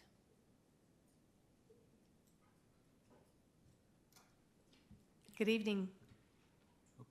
Is it okay? Good evening, Chairwoman Ecke. Happy New Year. Hope everybody had a good holiday season. Bryson Austin. Thank I live you. at 833 South Beechwood Avenue.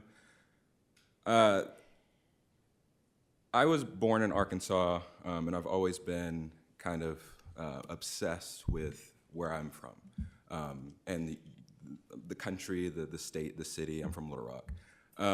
And when I was a kid, I knew I wanted to do business. I didn't know what I wanted to do, but I just wanted to be a business owner. So I studied economics at university, and that's what I wanted to get into.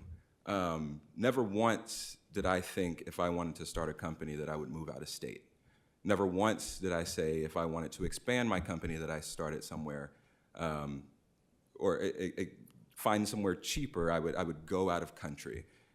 Last year, our corporation spent the entire year hiring people from Asia and people from Europe. They did not spend the year hiring people from the United States. We should not have to beg the people who start their companies here because they went to our taxpayer-funded schools, drove on our taxpayer-funded streets, ate our taxpayer-funded inspected vegetables from the FDA. We shouldn't have to beg these people to invest back in the communities that they owe. They are of us. We shouldn't have to compete with Georgia for an Arkansas company. I don't care what Georgia has. I don't care what money they're willing to give them. They say they're so proud of being from Washington County. If they're so proud of being from Washington County, why do they have to beg the state for money to invest in Washington County when it sounds like they already have the money? If they really care, they would invest. And also, something I learned as an undergrad is that they brought up that the average making is $84,000 for these jobs. Average doesn't mean anything. Your average can be skewed by one or two people making a lot of money. What's the median that these people are making? And also with this tax back, it just means that their employees will be paying taxes to the county while they're not. So we're just shifting the tax burden from the people that should be paying the taxes to our taxpayers. That is exactly what is happening. So I don't know why we have to use all this pomp and circumstance and fluff up these companies when they are of Washington County too. They should want to invest here. I get the business motive, but if you're truly proud of being from Washington County, stay here and don't beg for millions of dollars to stay. Thank you. Is there any other public comment? Seeing that there is none, all in favor of passing this on to the Fulcrum Court with a do-pass resolution, say aye. Aye. All opposed? The motion carries.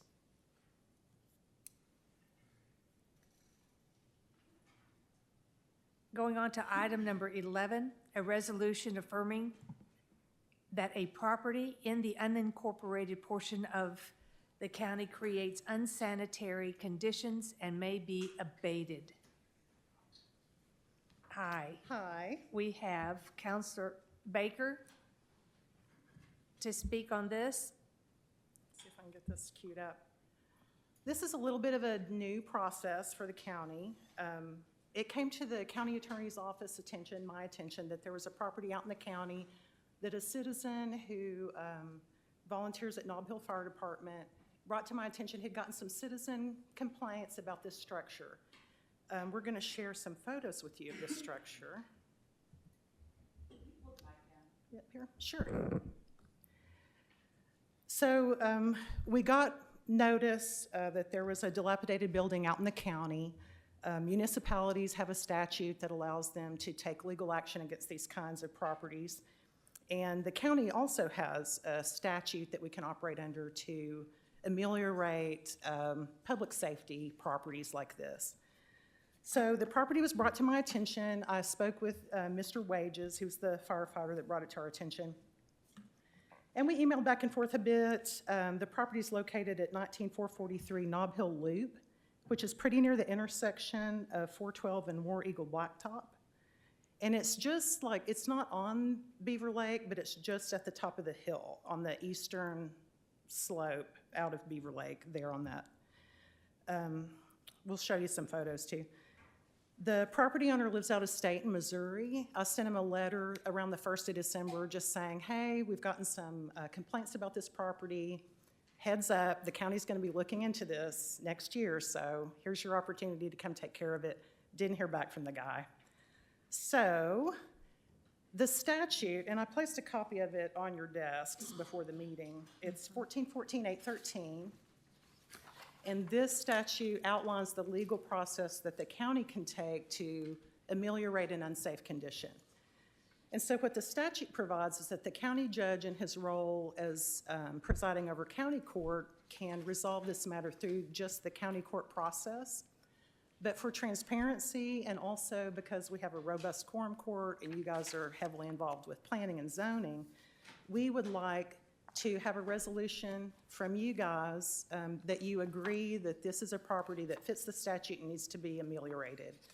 So if you guys don't agree with that, we'll just move on with our lives and won't address this. But if you guys agree that we should take action, we will go through the processes outlined in the statute and reflected in the resolution. I think that's about it. So let's take a look. Brian and I, Councilor Lester and I, took the drone out. Brian has a drone, and we went out and took pictures of the property. This is the front.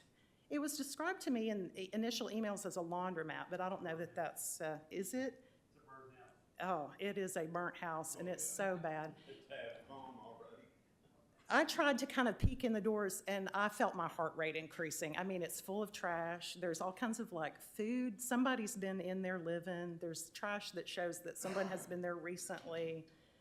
And that was the concern that Mr. Wages brought, is that people are in here, and it's weird. The neighbors, it's like right in a populated area, and you can see what it looks like. There's Brian and me. So, I mean, yeah. And there's people running around in there. It's kind of weird. It's not safe. It's pretty dangerous. So we felt confident that this will be a good example to come forward with. I don't feel like there's a great deal of question about whether this is an unsafe, unsanitary, dangerous property that needs to be addressed. And so if you guys agree by affirming this resolution, our next step would be to reach out again to the property owner. by mail with his last registered address, and then we can take other steps to try to track this guy down and find out where he really is. If there's any kind of phone number, we can look at his property records in Missouri and maybe track him down. But we will provide notice as required, and then the statute allows 30 days for him to let us know that he's going to begin ameliorating, or he can go out and work and get started. But if we don't hear from the guy, the county can go out and take this building down and take the trash off the property. And in that case, the law says the county shall place a lien on the property for the cost of labor, or the cost of materials. We can't really charge for labor because we're all on salary. But we would charge for any materials or like dumpster rentals, things like that, to take care of it. And then the lien for that would be placed against the property for the owner to pay with interest at the maximum legal rate, which is also a shall in the statute. So this is what we've got for you guys. Wanted to bring this to you, and if we get other properties like this that are in the county, not in an incorporated city, and it can't be, there's a couple of exceptions. It can't be agricultural property, and it can't be on, I cut off my printout, 10 acres if you can't see it from the road. So there are some exceptions here for out in the county, but this is any property that's not within a city limit. If it's in city limit, they have a separate statute that they go under. But since it's out in the unincorporated part of the county, it becomes our matter. And so here's our legal process that we would go through if you guys agree. And then here's what we're looking at. If you would agree that this is a burden on the neighborhood there, that it's unsafe and unsanitary. Counselor Baker, I have Justice Lyons that'd like to ask a question. Sure. Just a couple comments, if I may. So I went out and looked, found a News 5 story about this building burning from March of 2024. So in 2 months, this burned 3 years ago, and the owner still hasn't taken care of it, although we've reached out to them as well, is my understanding. I believe this is what we should do. It's dangerous. It shouldn't be there. I mean, I remember being a kid, finding an abandoned house. What do you do as a kid as abandoned, especially a boy? You're going to go inside and do what we can, right? This is a danger. Shouldn't be out there. I went out and took a picture. I'm glad you guys have pictures as well. There's still a stench. I stopped across the road so I could get the picture. There's still a burn stench out there. I mean, this is a nuisance to that neighborhood. Yeah. It's a danger to that neighborhood. It needs to be removed. Obviously, the property owner's not taking care of it, and we should do what we can to get rid of it and get it out of the neighborhood to return to safety and get the nuisance out of the neighborhood area. I move we pass this on to the full quorum court with a due pass recommendation. You can't, I don't know that we got a photo of like the property itself, but you can see where Brian and I are standing out here by the truck. All that front section is just littered with large trash. There's like, I don't know that there's appliances out there, I don't recall that, but there's just large trash out there and all kinds of small trash. It's all around the building, but it's out in front along the roadside too. I have a motion by Justice Lyons and a second by Justice Dean to pass this on to the full quorum court. Is there any other discussion? I have Justice Lemming. You said you can't charge for labor. How are you going to determine? I mean, this thing needs to go. It 100% needs to go. The way the city of Lincoln does it, I've done a bunch of demo for them and tore them down, and that's all. What we bid that for is what we charge for the lease on the. If we hired someone to do it, certainly we would pass that how bill you gonna straight how you gonna along come to up with your number if you don't put labor and cost? You just Well, gonna put a if we trash have- if- cost, or what are you gonna do? If county employees did it, we would charge them for any materials, like I said, like a dumpster rentals, things like that. But if we hired someone to do it and bid it out, of course, that entire bill would just be placed on the lien to the property owner. That I think the county interest. road department's got more to do than tear They houses down. do. But this house really needs to be tore down. And they have a new director that's working them pretty hard too, That's good. so. It's my area, he's doing a real good job. I appreciate everything they've really done. is. But this, and do you would like to do these on each individual base, not get something in the books? in the 2 Because I can years- drive you around and I can show you hundreds of these needs to go, but Well, we don't and want that's to why go we want to there. bring it to the quorum court is, we could have a list of 100 of these and just start bulldozing yeah. buildings. Yeah. And we could, Yeah. but, we What want does- this check and balance There's process. some health department rules about these stuff that's left out there too. You might look into a little bit of that, because when I was on the fire department, which I still am, but when I was a chief, we had some health department stuff that we could get them condemned through the health department and get it out of there. Yeah, there are other legal processes we could take. This is just one we can do in-house in the I county think we need judge's to move office and get it going. Thank I you. have, And this is right down the road, like just a few houses down from the Nob Hill Fire Department. Yep, thank you. I have And let County me- Attorney Lester. Let me just say, we'll get all that we can.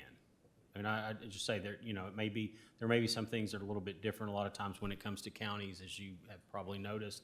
When it comes to fees and stuff, we work a little bit differently than the private sector when we get awarded some sort of costs and fees. But we will work to get all that we can that we put into it. And you're right, it may be something that we look to have a crew go out and do this and send us a bill, and we pay the bill and we put the lien on the property. Yeah. Just as a reminder, we have a Budget and Finance Committee meeting after this meeting. Jay, you might want to bring some of the mattresses here or cots or whatever, just as a reminder. Okay, next we have Justice Lopez. Thank you, Chair. Yes, I think outside of just the moral hazard of something like that going up, like my fellow JP alluded to, a young boy might be tempted to go up in there and do all sorts of things. But there is just having such a vector of neglect. Anything like that invites, other people to feel as though there is no oversight here or that we are a forgotten place. And I do feel as though it would be in our best interest to handle something like this. So I will definitely be support that we take some sort of action. Having these vectors of neglect is just, it invites, unfortunately, more and more neglect. So I would love to see us do something. Thank you. I have Justice Stafford. Thank you, Chair. I just wanted to clarify, so this would give us the ability to contact the property owner, or we've tried to contact him already and? I tried to contact him just to let him know, like, hey, heads up, we're gonna be looking at this. Okay. Please get in touch with us and let us know your plan, level of interest. Haven't heard back. And so, nothing, yeah, okay. Well, hopefully this will get somebody's attention. Yeah. What this does is, from a legal standpoint, it allows us to, when we go forward with this, should we get any pushback from the property owner or something, to say, the quorum court and the county judge have all looked at this. We've had public meetings, we've had talks about it. Yeah. We've brought this up, and the legislative and executive branch are in agreement that this is the route we want to take, and that just, it provides us better legging when in foundation, should we have to go to court. So that's what we're doing, saying, hey, we all agree on this. Got it, okay, yeah, it gives us legal backup and, yes, I mean, it's beyond clear that something needs to happen to this property, like it needs to go away, because that doesn't look salvageable in any way, shape, or form to me, and it's clearly become a dangerous nuisance. And it's unfortunate that it's been sitting there for this long. I know, all the doors are open, and like I said, I kind of peeked in there, and it's just like you would imagine, except you get like a visceral reaction. It's bad, it's bad. Okay, thank you. I have Justice Massengale. Yeah, thank you. I just have a quick question about the process.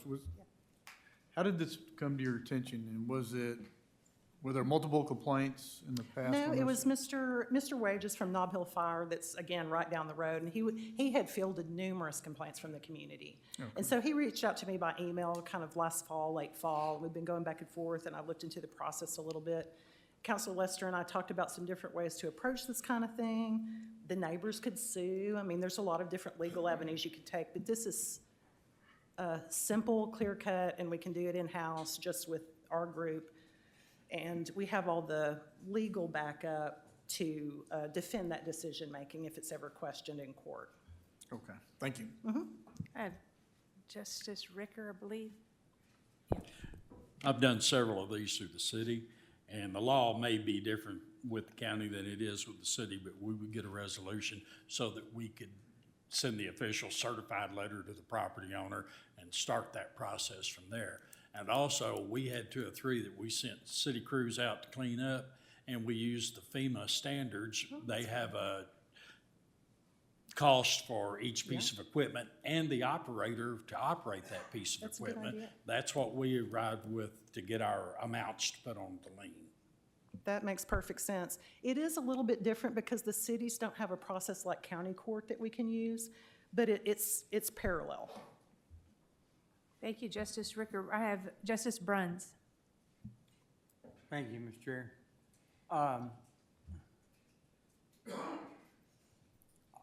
Obviously, that needs to go. I mean, I don't know of anybody here that wouldn't say that needs to go. But my question is,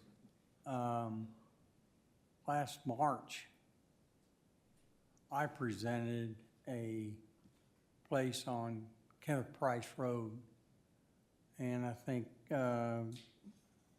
Council Lester wrote them a letter and said, well, nothing we can do, they won't answer the letter, and just dropped it.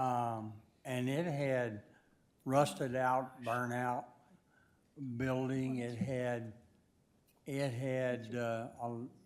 wasn't as bad as this, because this is a big building, but the same thing, the neighbors were getting toilet paper, dirty toilet paper, in their yards. And this county did nothing. Nothing.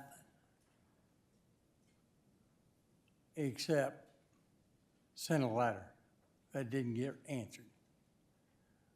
So I think there's more than just one, and that is a very hazardous situation out there on Kenneth Price Road, and it's been going on for 10 years.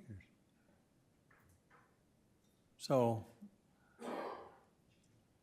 There's certainly more than one in the county. And like I said, this is a little bit of a new process for county that we're initiating, where we come to you as the quorum court and let y'all make the first decision about, do you guys think this meets the threshold?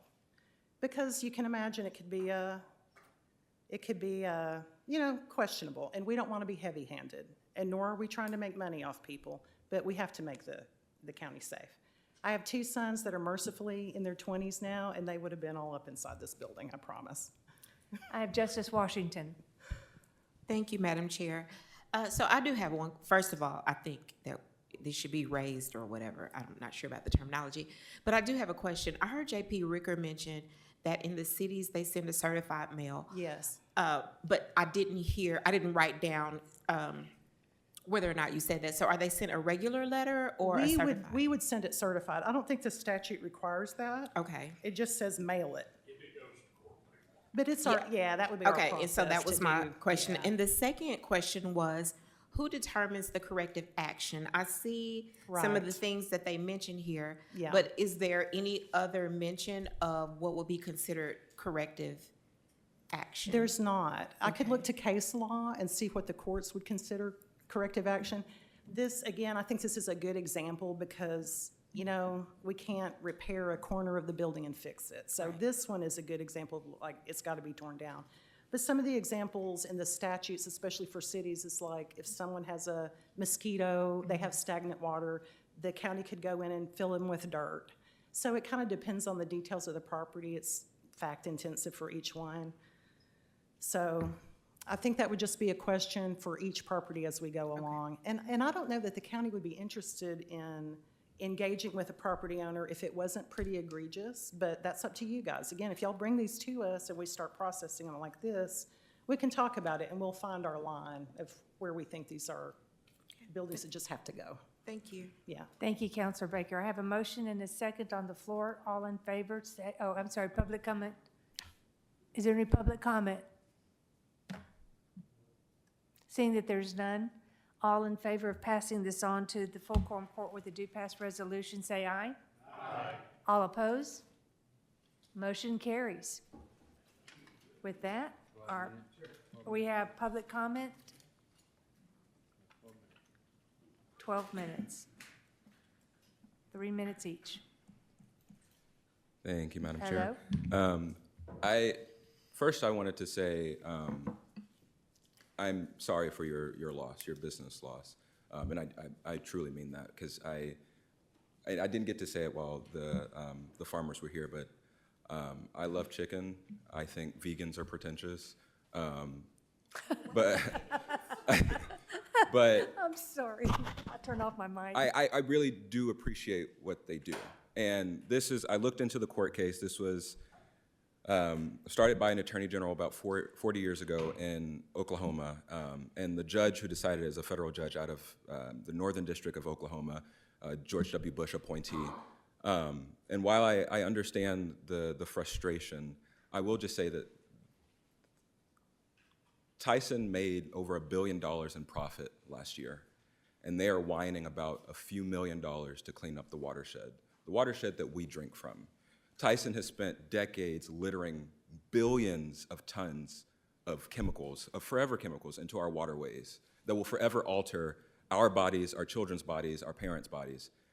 They can spare a few $1 million for the cleanup instead of punishing these farmers. When I was a kid, I watched a movie called Super Size Me, and it was really stupid. It was about this guy that ate McDonald's until he got sick. But then he made a second movie a few years ago about poultry farming and about how companies like Tyson and Purdue drive poultry farmers to commit suicide and purposefully stick them in so much debt that they can never come out.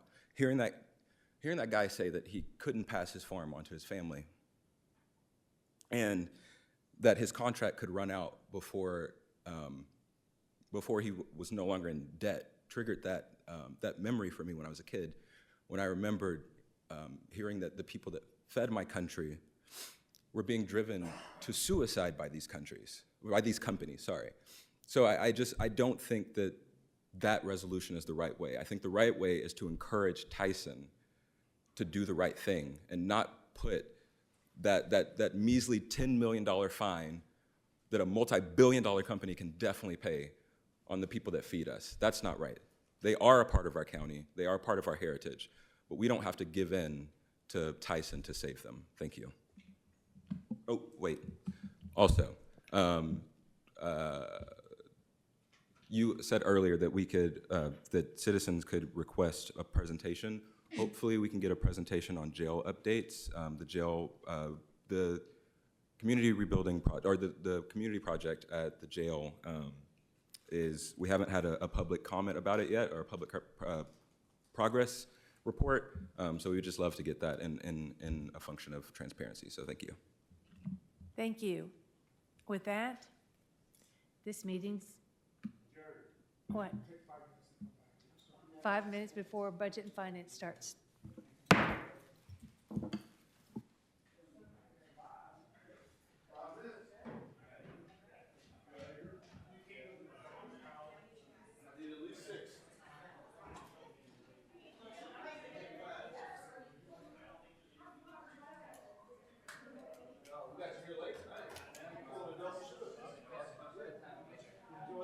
Celebrate you early. Celebrate you early. Put you up on the screen. That's the office of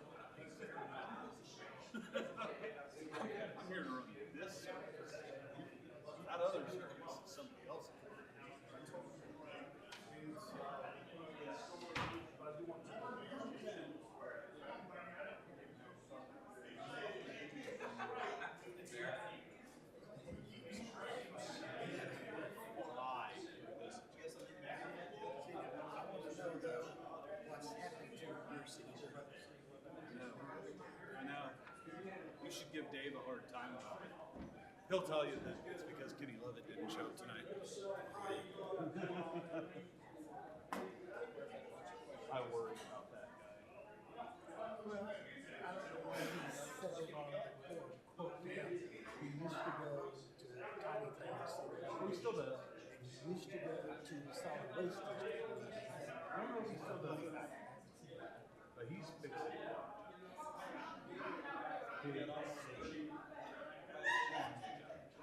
Well, he's not the only one I've ever encountered who thinks that he's right. Everybody else is just Satan.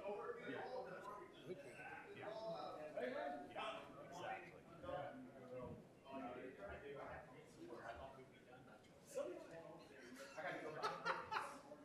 Don't worry, Tom. We got one more.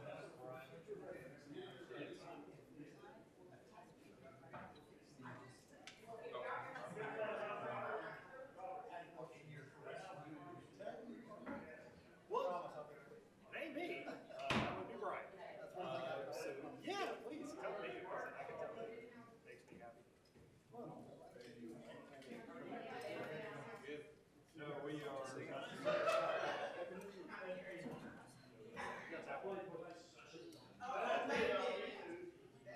I didn't think this one was going to be.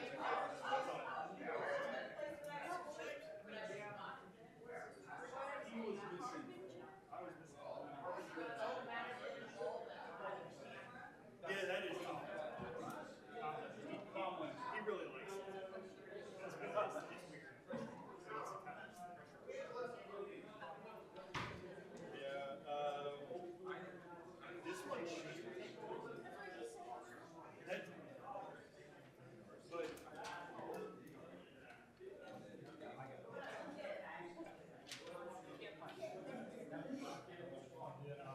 not too bad. How about you? How we doing? Hands full. I just scrubbed them.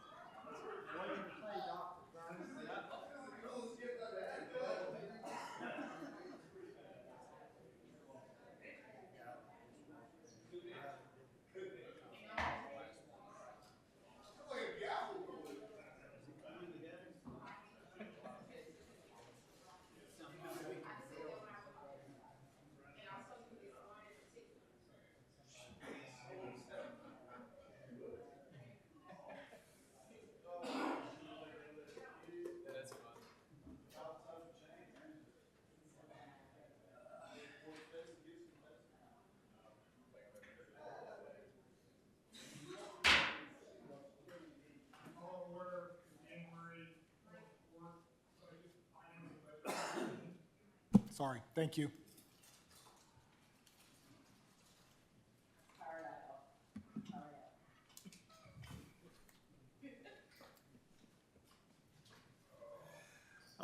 Will you please stand for prayer and pledge?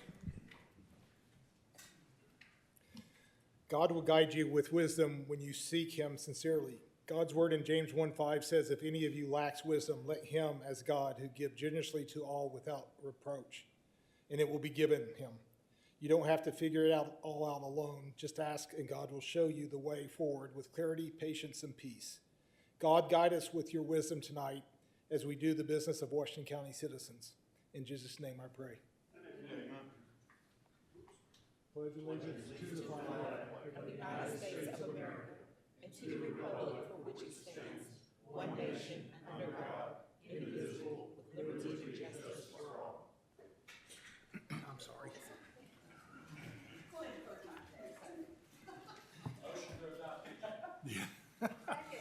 So we're doing speed agenda. There we go. I got a, yes, Willie? I got a motion to adopt by J.P. Ricker and a second by J.P. Lemming. All those in favor say aye. Aye. All those opposed? All right, item 4, Treasurer's Report. Treasurer Hill. Y'all know I don't take very long. Hang on, I'm sorry. I missed you, J.P. Massengale, sorry. Yeah, I apologize. I wanted to add one item to the agenda if I can. I'm sorry? I want to add an item to the agenda. Okay. It's a short item, but I want to have a discussion on the scheduling of these meetings back to back like this. So, can I add that to the agenda? So we have a motion to amend the agenda for item.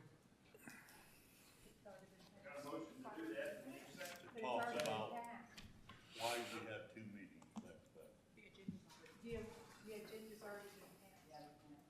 We can't do Oh, Robert Rules, we can't do it. Yeah, even if it's already been passed. So do you want to make a motion to suspend? Okay, I'll do citizen comment. All right. So, I apologize, J.P. Massengale, I missed your mic. Sorry. Treasurer Hill? Happy New Year, everybody. Happy New Year. 4.1, Treasurer's Summary. Always looking at general, first line. I was hoping the ending balance would be closer to 18 million than 16.4, but if you compare the month of December 25 to the month of December 24, we had 1.4 million more in expenses. Of course, 500,000 of that was that lawsuit payout. Go down to 2000 Road.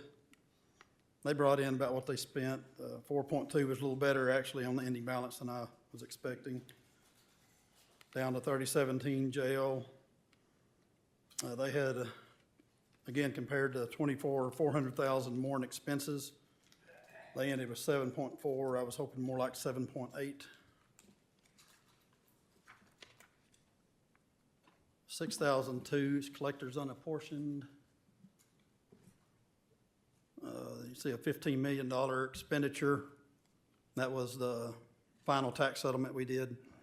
And that took out of existing money. So if you look at the bottom of this report, the grand total, we started with 101, almost 102 million, ended with 83 million. So that 15 million coming out is a major part of that. 4.2, the ARPA expenses, or the ARPA report. Had about 50,000 expenses in the COVID mitigation project, about 28,000 EOC construction. We have close to 4.2 remaining in that fund. 4.3, this is the final property tax for 2025. You can see 23.2 came in 25 and compared to 21.2 in 24, so that's 9.5% increase. And we easily made the projection on 2025. 4.4, the 1 cent sales tax. 11.3 came in 2025 compared to 10.8, 24. It's a 5% increase. And again, came in well above the projection. Finally, 4.5, quarter cent jail tax. 17.4 came in this year, or 2025, compared to 16.4 in 2024. That's a 6% increase. So as far as sales tax go and property tax, Washington County had a good year in 2025. That's all I have. Any questions for Treasurer Hill? JP Lemon. Big question, if we lose this poultry industry, what does that do for our taxes? You have to have Russell Hill come up and do the assessments on that kind of thing. It would just be a big guess, and it certainly wouldn't help. You're welcome. Thank you, Treasurer Hill. Thank you. Item 5, Employees Insurance Report. Mr. Angel.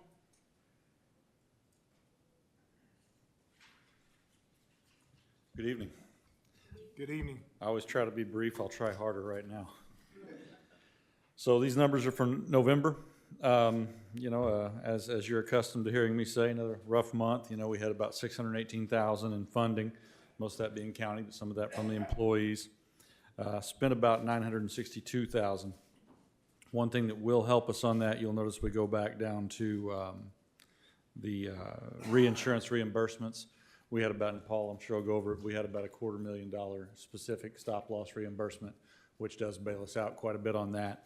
And then we've got our final pharmaceutical rebate of the year that will get credited on our December bill, and you'll see that's another $250,000. So we looked pretty darn good over the last 30 days.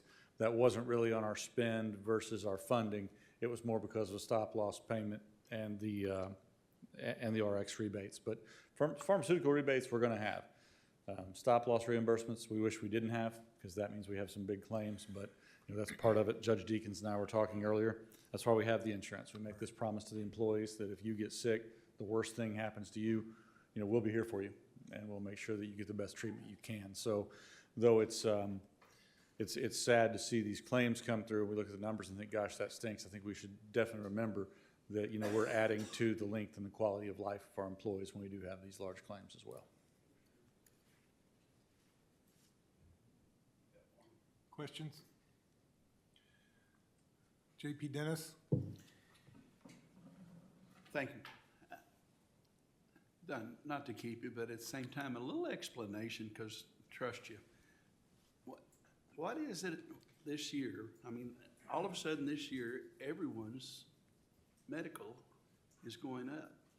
It used to go up, like 10%. Now it's going up 20%. I don't need the glasses for this one, JP Dennis. Well, I don't have any numbers to give you, but yeah. But so, what has happened to cause this? I mean, it's not just the counties. That's correct. It's okay. Social Security. I'm old enough. Social Security. Medicare. It's hit us. It gave us a nice little sheet. This is what it was. This is what it is. This is what it was. This is what it is. All Yes, the way sir. down. So how was this so calculated out by the industry? I mean, how did this happen? Well, I can give you my opinion on that, Justice Dennis. Just your opinion. But, that to your point, satisfies me. I see a lot of this. I've got almost 100 local government accounts in the state of Arkansas. And any with the size of over 50 employees, City of Wynn was the only one that didn't receive a rate increase that had been on the same plan for multiple years.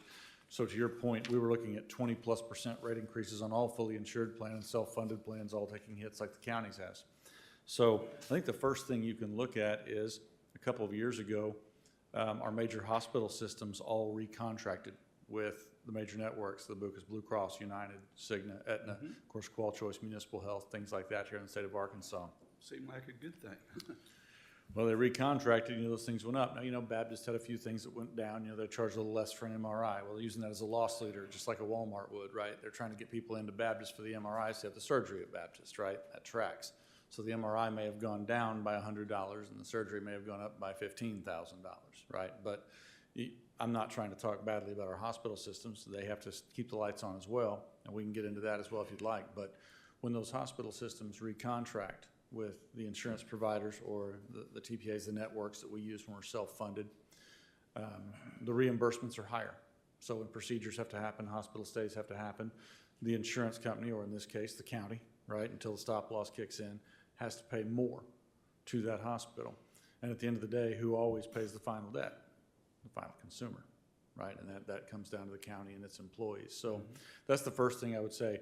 All of our major hospital systems have recontracted over the last couple of years, so that's going to make the insurance spend go up, all right? Number two, this one's a political hot button, but it's also very true. Pharmaceuticals. What was it? Prescriptions, pharmaceuticals. Pharmaceutical. They continue to go up. I've said this in front of this horseshoe before. If you see an ad on TV for a medication, it's wildly expensive. I promise you that. And we've done the best that we can. You know, Director Bennett came in and spoke about the Sharks program and what that can do to drive costs down for employees. I'd like to point out that we're hoping that can drive costs down for the county as well. But again, when the overall price of pharmaceuticals goes up by 30% a year and we're chopping 20% of that off, that's still a net 10 going up, right? We work the best deal we can for the county. But these specialty drugs especially are just staggering. I'm not speaking out of school because it's all, you know, quite foible, but City of Alma, just south of here, you know, they've got about 65 employees. They last year had 2 employees that were both on a $45,000 a month medication.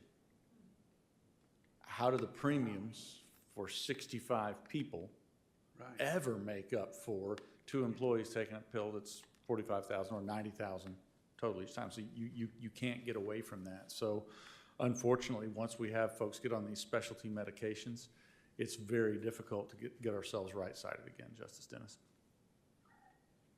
Okay, pretty good explanation, thank you. Thank you, sir. I'll say it this way, though. I'll just share this. My agent said, that's expensive medicine you're taking. Can you go without it? And I said, yeah, I can. We'll try. And so we dropped it because we couldn't, you know, the insurance couldn't afford it. I couldn't afford it. So we just absolutely dropped it and said, we'll just give it a try without it. And so, you know, it's going to come to that for a lot of people. And, you know, it's just getting ridiculous on the price. And then generics, I'm willing to take generic. Generic's just a word that says it's not advertised on TV. Yes, sir. Now, generics and biosimilars, if those are available, we can absolutely, you know, do several things to help steer our employees towards those. You know, biosimilars even cleaner than a generic, right? You're talking about the same molecule there, right? We saw that Humira, we're all very familiar with that drug, right? It's about $8,000 a month. We brought out a biosimilar, came to the market about 18 months ago on that. We took that off the formulary, so you no longer get Humira. It's that biosimilar. It's still $1,500 a month, right? But it's the same basic medication, so that's where we definitely want to put people. Blue Cross is taking that off formulary, so is UHC, so is Municipal Health. I mean, those things definitely happen. The problem is when you get these drugs coming out that are inside their protected patent time, that you can't have a generic and a biosimilar. Yes, right. I understand that. And they play games with those things too, like with Yes. insulin, all the things they've done with insulin over the years. We've been prescribing people insulin for what, 80, 90 years?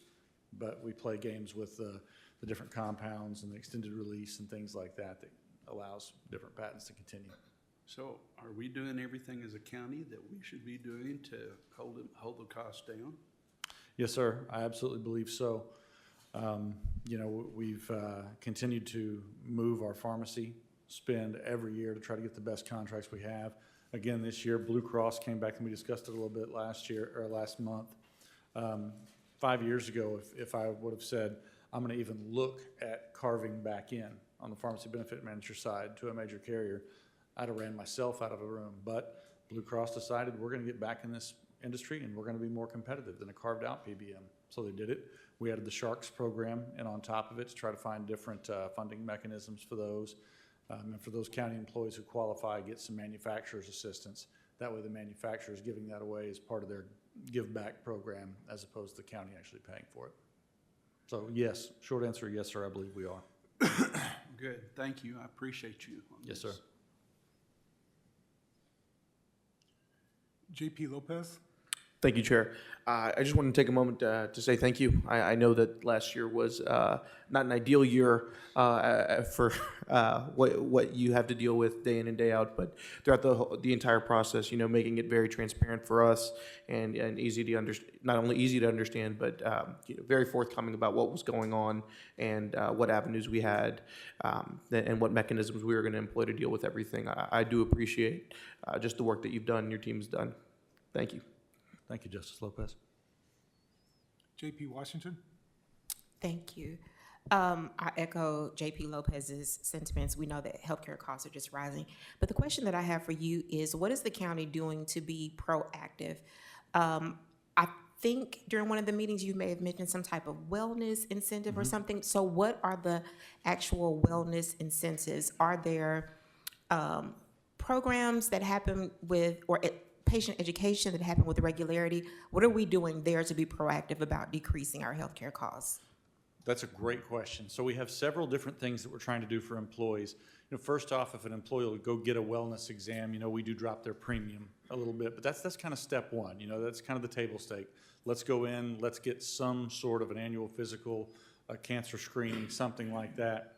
But then as folks move into, unfortunately, more of a diagnostic category, okay, what we're trying to do, and if I may, I want to talk about the HERO program. I think we may have talked about that a month or two ago as well. We have a lot of folks in the county that are type 2 diabetics. And you know what? There's a lot of folks in Arkansas that are type 2 diabetics. So I shouldn't call it a wellness program, but what we're trying to do is kind of what you would see a wellness program do. We're trying to change behavior in order to drive costs down and improve employees' health, okay? So what the HERO program does is it takes their copay from $50 to get their GLP-1, be that Ozempic, Mounjaro, whichever GLP-1 they're taking, takes that down to $0, okay? But that's the carrot for the employee. What we need from the employee on the flip side in order to stay in that program and keep that $0 copay is they meet their monthly, they have their monthly meeting with a nutritionist, with a dietitian, and with a neuroplasticity coach, okay? So they're trying to titrate up those GLP-1s to keep the hunger noise down while we are teaching these employees how to eat healthier and how to control the habits, because really what we're seeing is that the neuroplasticity coaches have quite a bit to do with it because we develop bad habits around eating. You know what? Chief amongst sinners, I tend to stress eat. When things aren't good, I'll go grab a bag of Chex Mix or something, right? It's easy to do. Just a sec, he's got 2 bags of Ruffles over there. In fact, I may see some Cheetos right there. They're my Cheetos that I should not be eating. That's my guilty pleasure, actually, right there. Healthy ones I just threw away. So what we're trying to do there is it's a 2-year program where we're going to give them their medications for free and save those employees $600 a year, right?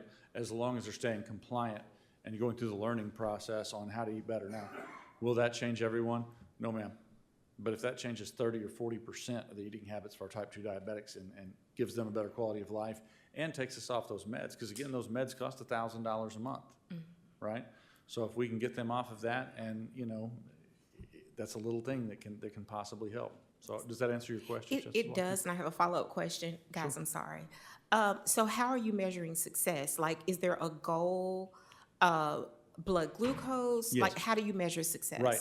So the way the HERO program measures success is to get within 2 years for them to come off of a GLP-1, all right? And then success is reached if they can stay off that GLP-1 for 6 months and maintain an A1C of under 6. 5.7 is really what we're looking for, but we'll call, you know, if someone was above a 7 on A1C, if they can go 6 months below 6 on the A1C without a GLP-1, we would call that success and consider them in remission as a type 2 diabetic. Okay, thank you. Yes, I ma'am. have other questions, but I will email you because I'll just email you, so. Yes, ma'am. Feel free to email or call, either whichever's easiest for you. Just ignore them. JP Lemon? That, you know, they go through all that trouble, how much savings would that be for them? The employee saves on their copay is $50 right now for, say, Ozempic, so it saves them $600 a year. It also makes all of their doctor's visits around their diabetes at a 0 copay. Their lab work does not go towards the deductible. That's free to them as well. So depends on how much their lab work is. The big expense can come with lab work, but that's in each year. I would say what it really saves them is the year-over-year cost of having to take those drugs, and then other things that come with being a diabetic, such as cardiovascular event, things like that, that could hit their ability to earn, as well as make them hit their deductible and potentially out-of-pocket max. But the simple answer is, just on the GLP-1, it would save that employee $600 a year. $600 a year. JP Massengale? Yeah, I appreciate what you're doing. Just a quick question. Do you know what the protocol is for putting someone on a GLP-1? Yes, so to to be covered by insurance. And of course, there's a million ways we see on television people can do that. But to be covered by insurance, they would have to get a pre-auth that would run through our pharmacy benefit manager, right? And then their physician would have to say, yes, they are indeed a type 2 diabetic. And they would put in what their A1C was, what their blood glucose, if I could speak, I apologize. And then say, yes, they're a type 2 diabetic. And then that's a pretty quick process the PA goes through, and then they get their GLP-1. Okay, yeah. More specifically, I mean, is it just one test that says that they're outside of, I don't know what, Yes, is it 6.3 or something that says you're? Well, 6.5 is usually, 6.5? 5.7 and below is what they're looking for. But you get above 6.5, usually that's pretty much well there, and then above 7, you don't have a choice. Yeah, I mean, is it multiple tests above over a period of time, or just one test? Yes, sir, just one. Okay. That's not just a Blue Cross thing, that's industry standard. Okay. Again, the concern is the blood glucose gets too high, and then we have a real problem for that employee and the plan because you have a cardiovascular event or an ICU style event. Okay, thank you. Yes, sir. JP Washington? Okay, I said I was gonna stop talking. No, I just wanted to address your question about the A1C. So it's only one test that's needed because it is an average of your blood sugar over a period of time because it's the sugar that's attached to your red blood cells. So that's the standard and what they use. So it gives them long-term picture of what instead of a finger prick would be like a point in time, but the A1C tells the actual story. That's spot on. So I'll violate my own HIPAA because I get to do that. Last year, you guys have seen me, this coat used to fit. Now, thankfully, it does not. My A1C last December, when I did my routine checkup, was a 6.4. And my doctor said, that's a real problem. You're pre-diabetic. We're about to have to put you on this shot. I didn't really want to do that, right? So I lost about 30 pounds trying to lay off the Ruffles and the Cheetos and change some of my eating habits, right? Exercise isn't really my thing, so I really went after my eating habits. To Justice Washington's point, it takes time. So when I went back this December, I'm down 30 pounds. My glucose was down from 148 to 111, all right? That percentage-wise is a pretty big hit. My hemoglobin A1C was only down from 6.4 to 6.1, all right? It takes time. Now it's going in the right direction, and that's a good thing, but she's correct. Once you take those full blood draws, it gives you a pretty good idea of where you've been over time. Other questions? Thank you, sir. Appreciate it. You'll have a great evening. Item 6, Comptroller Report. Comptroller Sherman?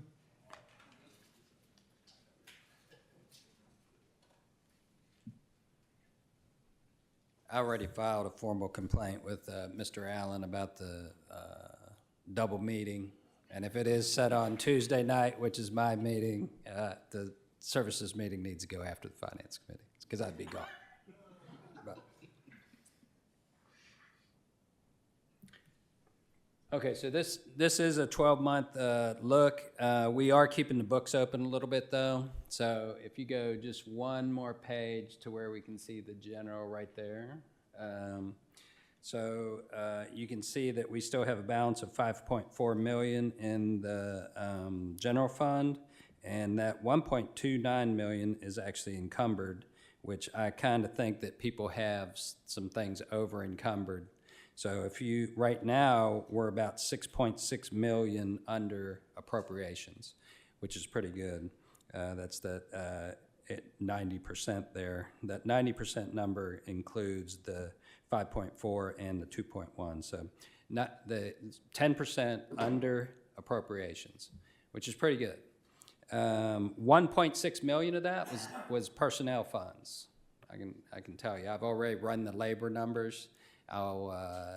Where we finished on labor, and because we're not having any more payments, what we do is we keep the books up until February, and if we get invoices that are from services in 2025, we'll pay that out of 2025 appropriations. Any 2026 invoices for services that happened in 26, we'll pay out 26. So we formally close the books usually about February 15th.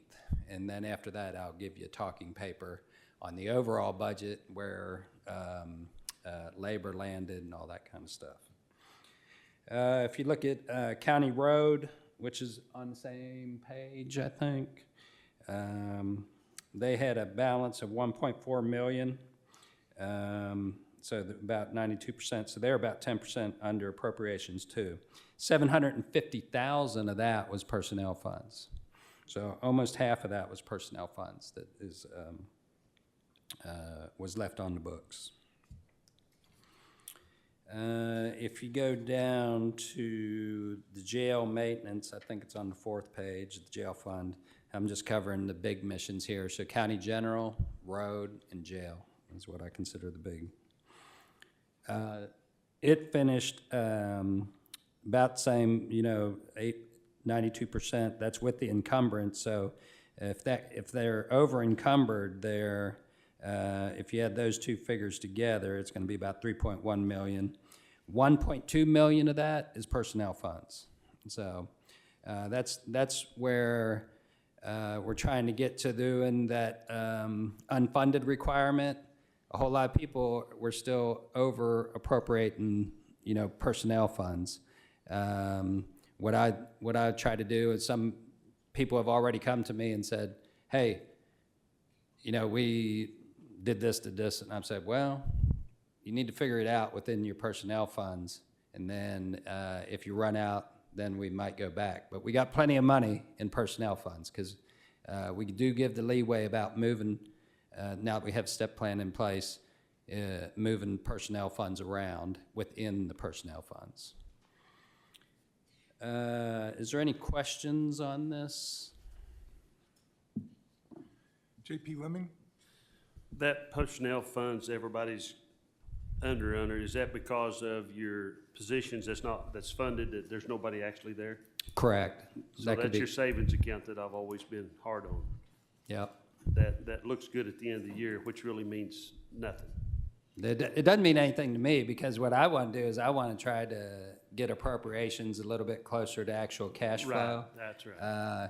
In the past, before the step plan, I think that people gamed the system a little bit by moving people around within the vacant positions that were funded. And that's also why I entered the unfunded concept, because we'll recognize that it's a requirement, but you guys haven't been filling it for years. So you give me half of them back in funding, we'll let you have half of them, and then if you fill those half, we come back and talk about more funding, so. Did we ever get a contract on the graders, 100% totally done? The contract on the graders is not 100% totally done. It's awarded, and they say that they're waiting on the graders to come in so they can put the serial numbers on the contract, is what the current status is. I checked on that today. Did the fuel islands get going pretty good? The fuel island is waiting on tanks, is what the current status is. I'm not sure when those tanks are coming in. I didn't hear that. So most of that's going to come out of 2025's budget? No, what we did was we did pay, we had a $250,000 invoice, which came out of 2025. The remainder of that was in the 2026 budget. So. Thank you, sir. Yep. Any other questions on this? Questions?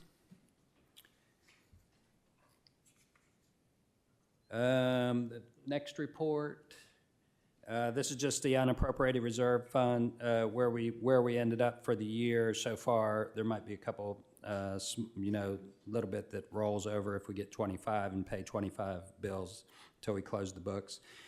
But last month we added 1.6 million. 1.1 million of that was the employee health insurance that we appropriated. We didn't actually move any money. The money worked out good in the health insurance fund. I think the fund is back up to like 500,000 right now. Some of that was, I prefer it to be hovering around $1 million. Partly what helped us there was that stop loss that I'm talking. We got 250,000 back on that. So over this past year, we got 750,000 back on stop loss. That one individual ran $1 million in claims. So, Then I think the stop loss next year was already renegotiated for that specific individual because the insurance companies do what they call, they can put a laser on people. And I think it's about 400,000, which to me is probably pretty good. What that means is if that person has same kind of episodes, we'll be on the hook for 400,000 versus 183 that we were on the hook for last year. So. Oh, he can be sick, but But you gotta pay for it. yeah, we just got to pay for it. So that's what 1.1 was, and then the Eagle Crest lawsuit. So basically, one thing I do want to point out with the 838,000 in unappropriated reserves, that is after the holdback, because we hold back 10% of available funds. I did look that up. So on the county general, the $1,000 fund last year, 6.3 million was the holdback. So if you add that 800,000 to that, you're looking at 7.1 million that we had. So that's pretty good, and we still have our reserve fund there. So we'll see how things go as we move into the future. Any questions? Any questions for Comptroller Sherman? JP Stafford. Thank you, Chair. So tonight, while we're meeting, the city of Fayetteville has been meeting right now, where they're voting on the per capita jail fee agreement. So how does that work? When that gets passed by them, then they give us that money, and that goes into what fund? That goes to the jail fund. Okay, just the directly, yeah. jail. Is it like a general fund for the jail? No, Just it's go to a that specific 30 whatever jail it is. operations? Yeah, Okay. it's the actual jail operations and maintenance fund. Okay. So All right. And does stuff like, does like the maintenance department at the jail get paid out of that fund? Is that all part of the same fund? correct. Okay. Okay. All right. Yep, jail maintenance is. So the way I view the jail and the sheriff's department is you got the law enforcement side that goes out into the county and performs law enforcement, and then you got the detention side. The law enforcement side is out of county general. And then, then the detention side is out of the jail fund. Out of the jail fund, and that includes the jail maintenance department and all that. Correct. So, all right. Correct. Thank you. And truthfully, we had a discussion on how the 200,000 came about. And I talked to Treasurer Hill about it. Back when Springdale closed their jail, Fayetteville used to pay about 200,000 to us to house their detainees. So when Springdale closed their jail, they said, hey, we're going to have an influx. How do we want to do this? So they split up based on per capita, the average that Fayetteville was paying us, which is $200,000. So it's really not truly running a deficit right now, but as we build in the future and all that kind of stuff, that's get everybody talking. To me, that was interesting because it's not based on an actual real deficit in the jail budget beyond what they get off the sales tax. It's just based on some historic, we've always done it this way kind of thing. Well, it was based on a revenue that you could say we would potentially lose if. I think it was more about fairness to Fayetteville, Okay, interesting. All right. Because when Springdale, when they close their jail and start sending all the deals, and so. Okay, all right, thank you. JP Koger.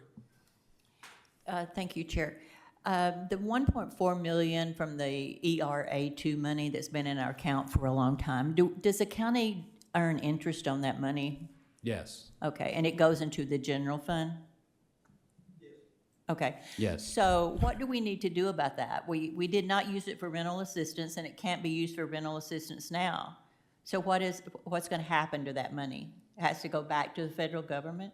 Yeah, if it's not used, I'm thinking what was the? We sent a payment to Accelerate this past month, I believe. There you go. Oh, you did? Remember when Accelerate came up here and gave that in-depth presentation on a housing complex that they were building or something, and they were trying to collect money. Oh, And all okay, that that kind of was, stuff. okay. That okay, was I part of didn't- that deal, but that money was not given to them until they were in a position that they had the other money, so, Okay, that's good, thank you. yeah. JP Lemming? That, we were just talking about that, 200,000, and we divided that over 18 cities, that's really nothing for all of them. And they're all, that's when the mayors were here the other day and was crying big time about that, that's 200,000. How can we, we give employees every raises every year, 5%, 3%, 10%. How can we give the jail a percent on top of that money and make that money go up? Oh, How can that happen? Because that's where, by May, we need to come up with a way to figure out how to get that up some to help us. Yeah, I think that, first of all, if there's ever a deficit, which I could see the jail having a deficit, just, I think in the future, if there were ever a deficit, then I think that we go to that concept of, okay. I still don't think that's fair, though. That's not fair for them cities to sit there and wait on the county to go broke before they help pay it. Yeah. And whenever they're the big horses feeding that thing, they're the ones got all the people there. Yeah, well, we could come up with another, not arbitrary number, but we could put some data behind it and say, okay, now it's 500 grand, or however you want to start raising it, I think that needs to change. Thank you. JP Lopez? Thank you, Chair. I was under the impression, and I guess that was misinformed. I thought the way that it worked, and I suppose that when they came over here, maybe I misunderstood, was that if there was a shortfall or between what they spent and what they had allocated, that then it was then proportionally divided by the number of their constituents that made up the shortfall. Is that not how it works? No, I mean, no. That is the concept, but Okay. what I'm saying is there's no In reality, there's it no does not shortfall. Gotcha. There's no shortfall at all. Right. Okay. And the concept, what they argue is the people in our towns, our population, are paying the quarter-cent sales tax, which funds the jail fund. That's the concept. Yeah. Okay. Okay. No, thank you. I think my head's around it better. Yeah. Do you remember what the reserve was in that 26 budget? It was 1 point something million? The unappropriated reserve? Yes. Yeah. I don't know the total, but that figure sounds about It's right 1 to point me. something. I was trying to look it up in my 1.6. notes. I know I got Yeah, it's a lot less than what we started 2025. Well, and that's the point I want to make sure we all understand. In 25, out of the unappropriated reserve, we spent 3.3 million, right? I mean, it's a report we just looked at. We only have 1 point something, and I'll look it up, I'll find it for next month. 1.3, 1,350,000. Look at that. Thank you, sir. 1.3 million is all we got in the unappropriated reserve for next year. We just talked about, and I know employees are important to us, but we're just talking about going through and trying to readdress some gradings or whatever that may come back and need some additional funding. It's going to come out of that 1.3. So we need we need, I'll make sure we remember that. So I'm not trying to criticize them. It's a lot less than, I mean, if we think about a budget when I was first here, we were all worried about almost 2. We were going to be over 2 million in that appropriate reserve, and we were all worried about it, right? So it's just something we need to be aware of as we go through the year. Now, the one thing is to remember that in that 1,000 level series, that 14 or 15 million is 1,000 levels money. So the way the AAC looks at it, because Treasurer Hill spoke to him, is really in unappropriated reserves, we have the 1.3 million plus the 13 million. The what? 1.2 plus what? That reserve fund is actual general money. It's the same money. So what I don't want to do, though, is say, okay, this is all the available funds, and then we have this, and then spend. I prefer to keep it. In fact, I would like to get to a point where we might be putting a little bit back into that. Yeah, I mean, I'm hugely against touching that savings fund. But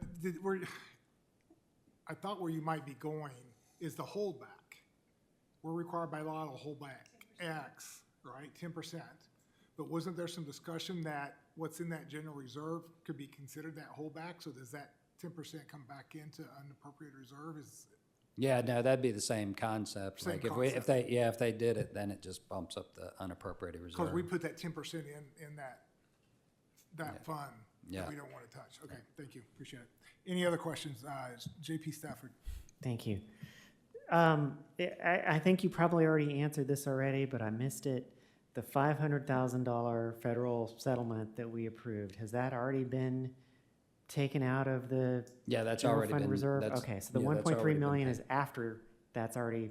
Yeah, that accounted for. 800,000 is, because Yeah. that was already paid. I mean, Yeah, that check I was see. cut That's out in of the 25. 1.6 in the report. If you look in the unappropriated reserve report, Okay. 1.6 that we spent last month Yeah, is 500,000 for that and 1.1 for the additional health insurance. got it. Okay, all right. And then only other thing, I think you already addressed it, is with the jail overage fees. That to my understanding, the dedicated quarter cent sales tax that everybody in the whole county pays, including all the residents of the cities who are sending folks to the jail, pay into that quarter cent sales tax. So they're already paying, in a way, the citizens of our cities are already paying a tax for that. I mean, we can have a discussion about getting rid of the quarter cent sales tax if we want to start charging the cities for the folks that they send to the jail, but I don't think we should be, to me, double dipping. We'd have to take it to the voters. Yeah, we can have a discussion about taking it to the voters, but that's the only way that I would ever support charging the cities like the full cost of whoever they send to the jail, because their residents are already paying for that through that quarter cent sales tax. JP Lopez. Thank you, Chair. I did want to reiterate, though, because you made it pretty clear. We are financially in a healthy spot. It's just that. That's correct. Yeah, that it's the idea that we are in a poor spot, I think, is misrepresented. We met our 10% drawback. We separate those funds because we don't want to encourage ourselves to be wasteful. We try to, but we are in a healthy position. We are in a healthy position for a government entity. Like all you gotta do is look at the federal government or other, so. Thank you, Comptroller Sherman. Yeah. JP Lemming. So the quarter cent sales tax, what side of the jail, what's that actually pay for, Bobby or Paul? It's general use in the jail. General use in the jail. So that means you can't build buildings. That means you can't buy cars. Huh? You can do both of those. You can do both with that quarter cent sales tax. Any legal thing you can buy at the jail, you can use that quarter cent jail sales tax. So if the sheriff wanted to start building a building and he had overages every year, the cities would have to pay for that? Well, that'd be between him and the cities. Well, how do you? He can build stuff with that money if he so chooses and y'all allow Appropriate it. So the quarter cent sales tax could be used for anything you want to do down there? I mean, going through the proper channels, of course. No, okay.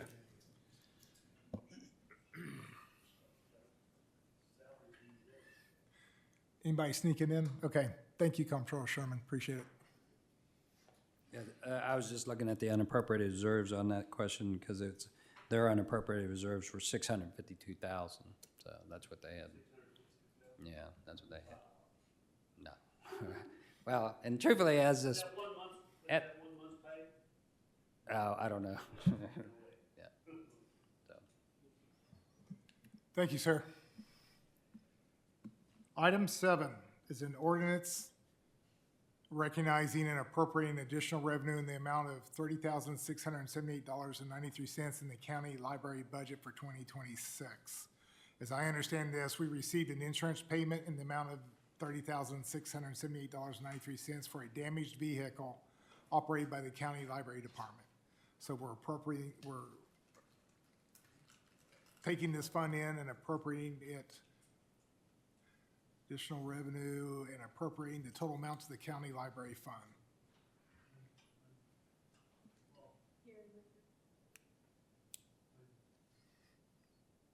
JP Ricker? I make a motion to pass this on to full quorum court with due pass. This was, the van was wrecked, and this is the insurance payment for that. Reappropriate it back to the library. They're gonna buy another van. Yeah. Second. Okay, I have a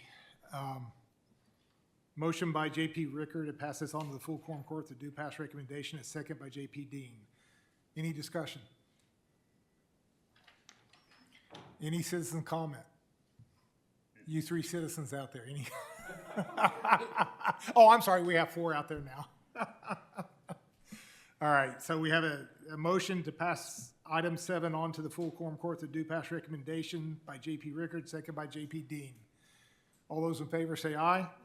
All those opposed, no. It passes.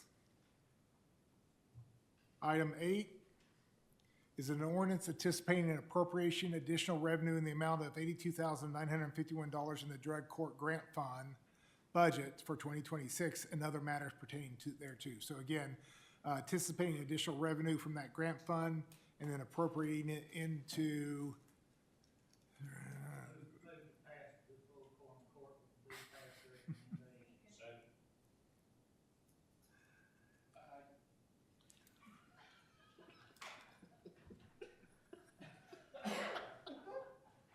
Was that her? You guys make control. I told you gotta control him over there. We got an ordinance by got a motion by JP Bond to pass item 8 onto the full quorum court to do pass recommendation, seconded by JP Ecke. Any discussion? Any citizen comment? Come on.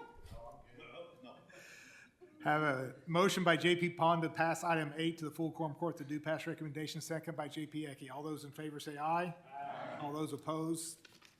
It passes. Item 9. It's an ordinance amending the DEM budget for 2026. So DEM provided emergency management services to the University of Arkansas during home football games in 2025, thereby receiving a payment in the amount of $5,439.13 for that labor, and we are going to appropriate that appropriately.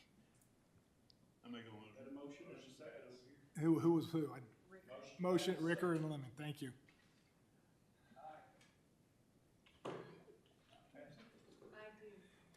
Any discussion on item 9? JP Lemon? Well, I mean, I just wanted to make this point because the DEMS department does a lot for, they asked for a new employee this year, and I kind of struggle with that. And it's because a lot of what John Luther's office does, they do good work and they do a lot for Washington County, but they do little for Washington County on a day-to-day operations, just like this ball game deal. They put a lot of effort in that, and they put a lot of phone calls in that, and they do a lot, but a lot of this stuff is outside Washington County's rim. I mean, it belongs to the state, it belongs to other people, but we're still doing all the work, and we're paying for all these people to do that. There's 4 down there, we're fixing to add another 5, so I just think we need to study this and look at this stuff like this a little bit more, and maybe the state needs to help in on some of this stuff instead of us eating the whole bill. Thank you. Additional comments? Citizen comment? Have a motion by JP Ricker and seconded by JP Lenning to pass item 9 on to the full quorum court to do pass recommendation. All those in favor, aye. All those opposed? It passes. Item 10 is an ordinance recognizing and appropriating additional revenue in the amount of $5,885 in the Circuit Court 4 budget for 2025 and appropriating that to the drug court budget.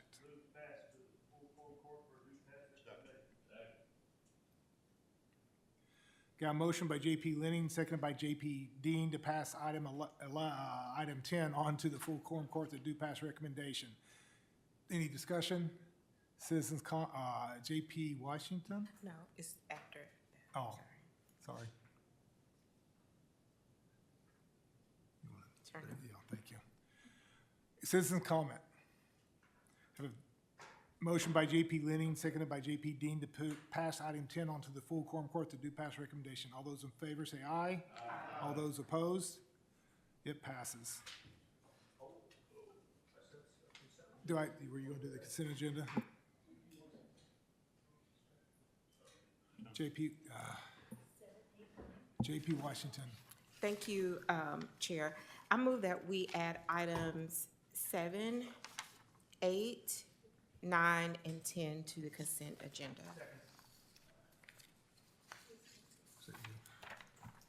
Can we add these items? I have a motion by JP Washington, seconded by JP Lopez to put items 7, 8, 9, and 10 on the consent agenda. Any discussion? Citizen comment? All those in favor to have a consent agenda with 7, 8, 9, and 10, say aye. Aye. Opposed? Citizen comment? Do what? Oh, go ahead. That's why you were going, I thought you were leaving. I thought you slammed the gavel before I could get up.